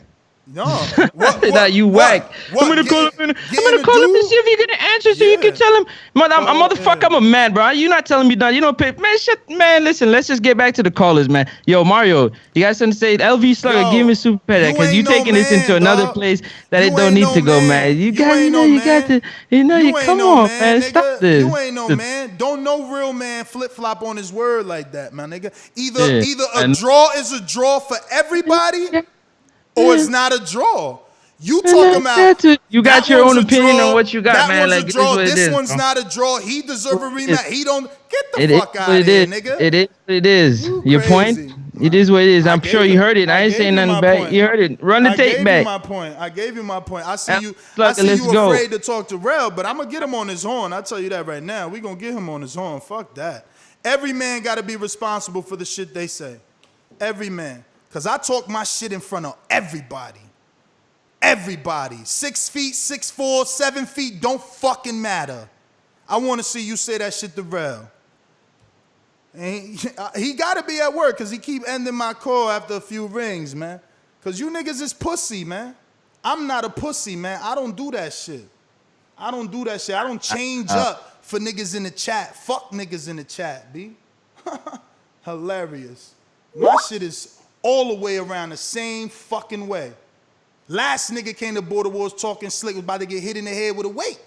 I don't play. Y'all think I play. I don't play. Look, he ain't answering. You got saved today. You got saved because you know that dude unstable. That's why he left the chat. You won't dare say that shit to him. He'll wring your little fucking neck, nigga, and you know it and I know it. He'll wring your fucking neck lying on that man. Just because you want for the show. I don't do that. I'm not out here capping to make niggas look bad or good for the show. My truth, the shit that make y'all laugh is always the truth. I'm just telling, see, you laughing at Francis because he fucking did some bitch nigga shit. I won't never do that shit. I'm not gonna lie for the show. I'm not gonna just lie and say, yo, you don't deserve a rematch because you didn't do enough because I want to win this argument when we watch the same fight. We watched the same fight. Why are you lying on him? Tell me. Do you dislike Rel that much? The way Marvin dislikes me? Because Marvin wants me to rematch Hayes, who I knocked down, but he won't rematch Rel, he didn't even win a round versus. Should we pull up the comments? Let me screen share the comments. Let's look for the Marvin fight. Hold on, because I'm excessive with my shit. You can't just come at me and not expect me to fucking come full force. Fuck out of here. Marvin Rel, let's see. Let's see what these comments talking about. Let's see what these comments talk about. Let's screen share these comments right here. Screen share these comments. Only a few. Scored it 2-1 for Rel. Gave him the first and the third. Second to Marvin, but he had the point deduction, so it ended up a draw on my card. Next one is Teddy B in Midwest Sports Talk. 2-1 Rel. Lawrence Okoli, his way to win. His right hand was a little too much for Marvin, who got stunned several times. Marvin's tank is amazing, though. Oh, 4 replies. Let's check those out. Because I don't lie, man. Yeah, Rel was the one who landed anything clean. Marvin was having a difficult time dealing with the right. On a few occasions, Marvin jumped in with 2-fisted attack. Then took a point from Rel for punching on the break when Marvin was winging shots after they said break. So that's another dude that had it for Marvin. Marvin should win easy if he just keep flicking the jab instead of reacting. He was holding a lot though. So no one has seen him win. This dude said he would win if he would have used the jab that he didn't use. And then Will Foster in the UK says, how was this a draw? I'm assuming he's asking how the fuck Rel got a draw. But Francis, because it's like, fuck it, we got to get at Ness. Let's make him look like a duck. It goes against me on this, just to make Marvin look good. But I'm ducking. Marvin's not. He's not fighting 2 divisions below his last fight. All right. I like that fair energy, And listen, you can't escape the wrath by staying quiet. Don't matter how quiet y'all stay. You can't escape it. Both y'all niggas, you got to get a win, and the other dude ain't even fought yet. So y'all can't escape it, man. We I talking ain't border escaping wars. nothing. We talking border wars. Y'all can't run. You motherfuckers can't run. Bro, I'm lost. How the fuck does Rel and Marvin not fighting make you a duck of what? I don't even get that. Oh, according to Francis, where you tying that shit together? According to Francis, Rel doesn't deserve the rematch with Marvin, so it's not a duck. But I am ducking 175 pounder that never fought at heavyweight. In Sean. Yes. Yes. I mean, I can understand those logic. Two comments separate, but I still don't see how they correlate, though. It's that they don't. One dude has never fought at heavyweight. He has a loss that he needs to address, but that's where they correlate, Mario. See, that's what you're not getting. For Marvin, right? He got a draw, and Francis says you don't need to address it. For Sean, he got a loss at 170. His first fight was a loss, but obviously he don't need to address it either. He's free and clear to call out anybody he wants. He's a big fight somehow with a loss. I'm a big fight with the loss. Yeah, big fight, and you fighting a novice? No, I'm a big fight. It's a big fight when you fight me. Really? You can squint your face all you want. Shit. Maybe I do numbers. Maybe a big fight. Maybe a big fight. Squint your eyes. First fight, but not now. I'm the A side. I said it's a big fight when people fight me. I mean, it's a big fight for them. Technically, you are the A side in this fight with Showkid, but it's not a big fight. Nah, not technically. You're not even the main event, man. Get your ass out of here. You're not the main event, nigga. You lucky there's if you big the fights that aren't the main event. I swear to God, you see, and that's what I'm saying. This is what I'm saying. These dudes lie to hit their own lie in their head. How am I lying? You're not the main event or the co-main event. I didn't say I was the main event. So how the fuck are you a big fight? Not every. There's big fights that aren't the main event. Francis, what are you talking about right now? Patrick Teixeira, I know you Brian ignoring Castano, me. I know you ignoring me, but can I ask you some questions here? Can I ask you some questions? Are pay-per-view fights big fights? Bro. Ooh, he in his feelings, y'all. He don't want to answer me. He in his feelings. Oh, Ronnie Rios, Oscar Negrete, Jason Quigley, Shane Mosley. That's a big fight. It's over. It's over. We got one, y'all. We got the new Wingy Point Delta 2.0. Barrett He done. versus He done, y'all. Kiko Martinez. He don't want to talk no more. That's it's a big fight. All right, show's over, y'all. Francis said he done. I'm good. Nets GTO, Instagram and Twitter. Done what? Yeah. What happened? Done about what? Oh, you alive? Done about what? What happened? You asked you a question. Something? We asked you a question. I didn't hear the question. Say it again, sorry. Man, I don't even remember at this point. Mario, I never duck a question. A question? No. Duck a quick fade up question. What was the question, Mario? You remember it? Oh, is Mario... No. The question was, what is considered a big fight to you? Main event, co-main event, pay-per-view. Or opener. If you're the opening card, the co-main, the main event, pay-per-view, which one of those... Well, the only option there, to be very honest with you, the only option there, because I don't really like the options that are chosen, but the only option there that I rock with is pay-per-view, because pay-per-view just says that you're able to sell numbers or they wouldn't put you on pay-per-view. So it's a dumb question. Let me ask you this.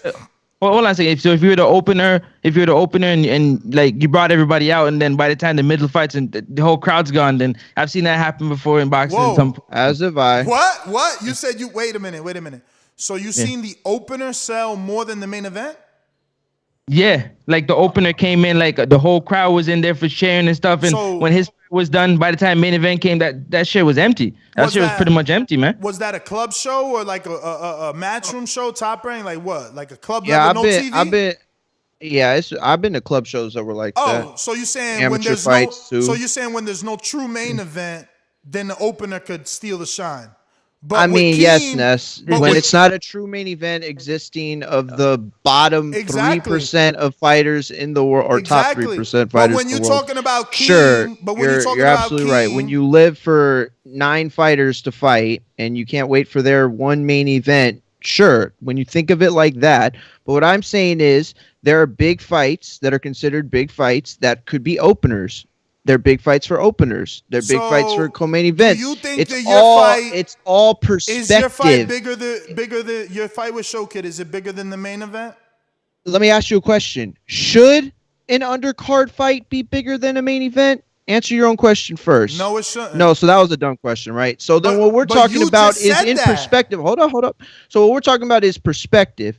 So you can look at a card, and this is ridiculous we're even having this. Like, we talk all the time as hardcores about fights that are awesome on the undercard that we think of as a big fight for that guy or for this person that don't have to be main event caliber fights for them to be. I mean, there's only one Mayweather, there's only one Pacquiao, but there's 1,000 fights that happen in a year, and they're not only those handful of fights are big. Like, you're tripping. It's hilarious. So is this a big fight for you? Again, I said I'm the A side. It's a big fight for him. Okay. So is this fight bigger for you than it would be for Keem? In his respective if you're asking me if that fight was bigger between me and Keem, yeah, absolutely. Listen. Is your respective fight with Showkid bigger than Keem's respective fight with Marvin? The main event is is my undercard fight bigger than the main event? Okay, yes. Now we're just extending the show for nonsense. So it's of course not, Ness. If I have to answer that question, but Mario, yes, but Mario, you won. But Mario, the undercard fight's not bigger than the main event. So listen to me. You're talking sarcastically, and please just listen before you jump out. I'm not talking sarcastically. Listen. You see, you're not listening. You're not listening. Listen before you talk. You're talking sarcastically, right? And you're trying to dumb me down because I asked you this allegedly simple question that I started with. It wasn't a question when I started. I said, Mario, you aren't the co-main or the main. How are you a big fight? And then you went into this whole defense of why you're a big fight. Now you're telling me you're not bigger than the main event and the co-main and laughing at me for asking you the question that I led the statement with. I led the argument by saying you can't be bigger than them. You can't. You're not the co-main. You're not the main. But did I say that, champ? I didn't say that, right? Oh, man. What didn't you say? What didn't you say? I said it's a big. I said I'm a big fight. That's what I said. I'm a big fight. Mm-hmm. I didn't say I'm bigger than the main event. I'm bigger than Marvin. I'm bigger than Rel. I'm bigger than Keem. I didn't say none of that. But my defense to you, brother, that's the disconnect. When you say I'm a big fight, my defense, my debate starts with, Mario, how the fuck are you main event when you not the co-main or the main? So then your defense started that not every opener is created equal. That some guys can fight and steal the crowd and all this shit. Then I came back and said, so is Keem and Marvin smaller than y'all? Are you going to steal the event from them? And you said no. So what are we talking about? I said this a half hour ago. You ain't bigger than them. You wasted our time. You ain't bigger than them. Nigga, you on a fucking comeback fight. My bad. I didn't say my bad. I didn't say you ain't big. Don't cut me off. Don't cut me off. I didn't know you on that a you comeback said that. fight. I didn't know you that on you a said comeback fight. If I could you still coming back. You Cause coming back from a fucking loss, from an ass kicking, from 3 knockdowns, but you all of a sudden bigger? No, motherfucker. And you close to 60 years old and still fighting. What are you, a big time fighter? Like, why you acting like you fucking come up here like you bigger than everybody else?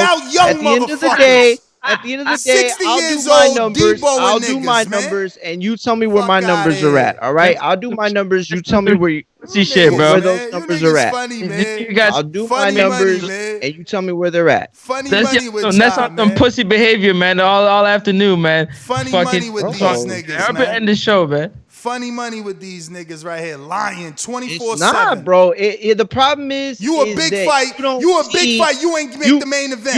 You a big fight. You ain't make the co-main event. We come up here and we talk a certain talk that is to extend the show. No, we do it so that we don't sound like idiots. You ain't no big fight. You sound like an idiot. That you go through every 5 seconds is not dictated by the show, and I don't look dumb, bruh. You could say whatever you want. You look stupid calling yourself a big fight. I'm saying exactly what I've been saying. I'm coming off a loss, but I'm a big fight. I'll body you. I'm not the main event, but I'm a big fight. I'm not even the co-main event. Matter of fact, I'm going to kill you right now. I'm going to kill him right now. Check this out, y'all. Mario, tell the world when you fight. You don't know because you ain't even a fucking, it don't even March matter. 13th? No. What order, motherfucker? Is you first, second, third, seventh, eighth, ninth, 10th, main event, co? You ain't shit. You don't even know what you are. I don't even you don't think even know what you are. I seen you put, I seen it every day. You put, nobody even knows who the main event, co-main event is. Every fight dropping out. Like, what are you talking about? We've had like 3 or 4 co-main events. What are you talking about? Every fight. See, this is, again, I'm going to murder the liars every fucking day. This is the biggest border wars we ever had, but he says every 4. Bro, you only say liars. Why? Because you fucking say whatever you want, and that's supposed to be the truth. The problem is that it's not. Are you lying? The problem is, that it's not. Are you lying? Am I lying? Yes or no? What? You said everyone's dropping out. Do you want to take that back, or you want me to prove that you're a liar? I'll say that Rob isn't fighting. Was supposed to fight, right? Rob who? Rob who? Supposed to Rob who? Be clear. Rob who? Rob the Genius. Okay. Rob the Genius was supposed to fight. He didn't fight. And I'm gonna show his messages after this. I mean didn't isn't fighting anymore, right? Who pulled out twice now because of COVID? What else? But I don't understand. What's the argument? I'm not saying that there's reasons for them or not reasons for them dropping out. I just said that those fights have dropped out. No. What you actually said is a bunch of fights have dropped out, and I'm just waiting for a bunch. A bunch of fights have dropped out. I'm just waiting for a bunch because the last thing I checked, you stopped at a few, which was 2. Which technically aren't out, right? Because I guess I could check the chat if you really want to. But again, like, look. Let me be real, champ. And it looks like the last dude that allegedly pulled out also has a fight. So where are the bunch of fights? Champ, but again, if your need to be right, listen, let me give the number of fights. We got Keem and Mario. If your need to be right is so much more important for you to waste this time. No, you don't have to be here. You and I both know that fights have dropped out. Which ones? And you want to keep going through this. Which ones? Rob the Genius. You said that already. You said that already. I mean, first of all, and why aren't you saying Stainless isn't fighting anymore in the chat? Is what I saw. Listen to me. Why aren't you saying Stainless isn't fighting anymore? Right? Why aren't you saying that those fights that you're saying are made? So Greatness has an opponent who was fighting Amin, right? And you said Rob the Genius. Jordan has an opponent who was fighting Rob. What are you talking about? What fights are falling out? Tell me. How many fights are they? Where are they? I'm telling you, like, I listen to me. I'm not telling you. So then when I call you a liar, why you get mad? 20 fights on the card. But Mario, you haven't mentioned one that's out. I'm not mad. You know why I'm not mad? Because I don't give a fuck. Like, what are you talking about right now? You sound nuts. You haven't mentioned one in front of everybody. But you haven't mentioned one that's out. Okay, Ness, no fights have dropped out. Are you happy? Is that good for you? I mean, no fights have dropped out? If you tell me we haven't lost a single fighter at all. That's cool. A fighter or a fight? I don't give a fuck. A fighter or a fight? Whatever ends this quicker, because this is the dumbest conversation. I mean, if you want to end it, you can and here's the sad part. It's not the dumbest conversation. No, it isn't. Like, that's the sad part. Believe me. It isn't. This is not the dumbest conversation. This isn't even the dumbest conversation this month. It isn't. It's a very legitimate conversation. At the end of the day, it's getting down my to the nitty-gritty. My point was that I had not seen a card set, and there were fights that, let's be honest, Rob the Genius would have been one of the biggest fights on the card. That fight not happening obviously moves things around. Like, you keep talking about the main event, co-main event. Look, I mean, you tell me what you want, champ. What do you want me to say? I don't know where I'm fighting. I never cared. I know I'm fighting March 13th. I just want to see the bunch of fights fall out. That's all I know. Francis, let me ask you another question, right? If I hurt your feelings with saying that, I didn't mean Tyrone to hurt your feelings right? saying that. When Usyk was going to fight Tyrone Sponge and Tyrone Sponge tested positive, did the Usyk fight fall out, or did Tyrone Sponge fall out of being a opponent? Ask questions and waste time where you could just tell us what you're thinking. I was about to say that. Like, I would like to. No, listen. If you guys are saying that I'm spinning you and that I'm not making it, you can leave. Because both of you have taken that approach because I'm coming down on your ass. Y'all can leave.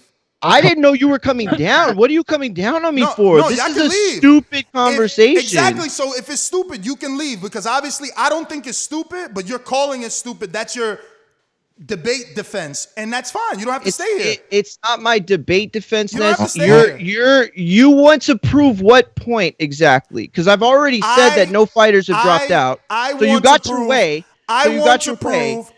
This show is all about you being right. You being right. No. It was rhetorical, champ. It was rhetorical. Okay. If this show is just about you being right and you proving everybody wrong, and that Ness knows everything, which, come on, champ, we both know that's not true. At the end of the day, that this isn't gonna work at all. This doesn't work. It got extended. We barely even talked about Breland. This show got extended. Mario, there's so much fights that fell out. I don't even know why you even entertaining that. There's so much fights that fell out, and a lot of things that happen and it's moving because it's boxing. Like that's how boxing is. A lot of things that move. But I don't know shit about boxing. Can you answer my question? And I'm pussy and I'm a bitch and I'm not respectful. So fuck all that. Like, you know what I'm saying? I hear what you're saying. I'm just responding to what you're saying. Like mad fights because I was. One of those a part of making the fights and stuff. Mad fights fell out because shit happened, man. COVID's happening out there in life and shit. So which one? Which one fell out? Which one fell out? You know all of them. You're a part of it. Tell the people. Let me tell you. If I keep asking you questions and you don't answer, you don't have to be here. I'm not gonna keep asking you to answer me and you just wave me off.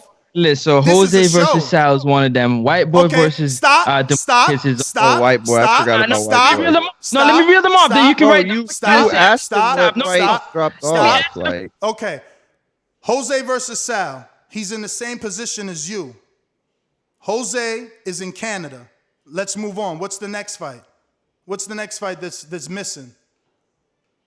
Tell me. I don't see him on anymore, champ. Jose is in the same position as you. He's got Canada as a restriction. So what other fight? Please tell us. Please tell the world. But I don't understand. What are you doing? What does it matter? The point is just that fights fell through. Let him talk. Can Sean fell through? White boy versus Wait, one at a time, please. One at a time. No, I'm not giving you one at a time. I'm giving them all. Write them down. One at a time. You got Mokumaje versus Mokumaje.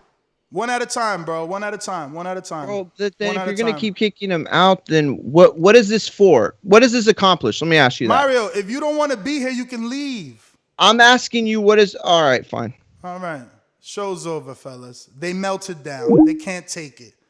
Pussies.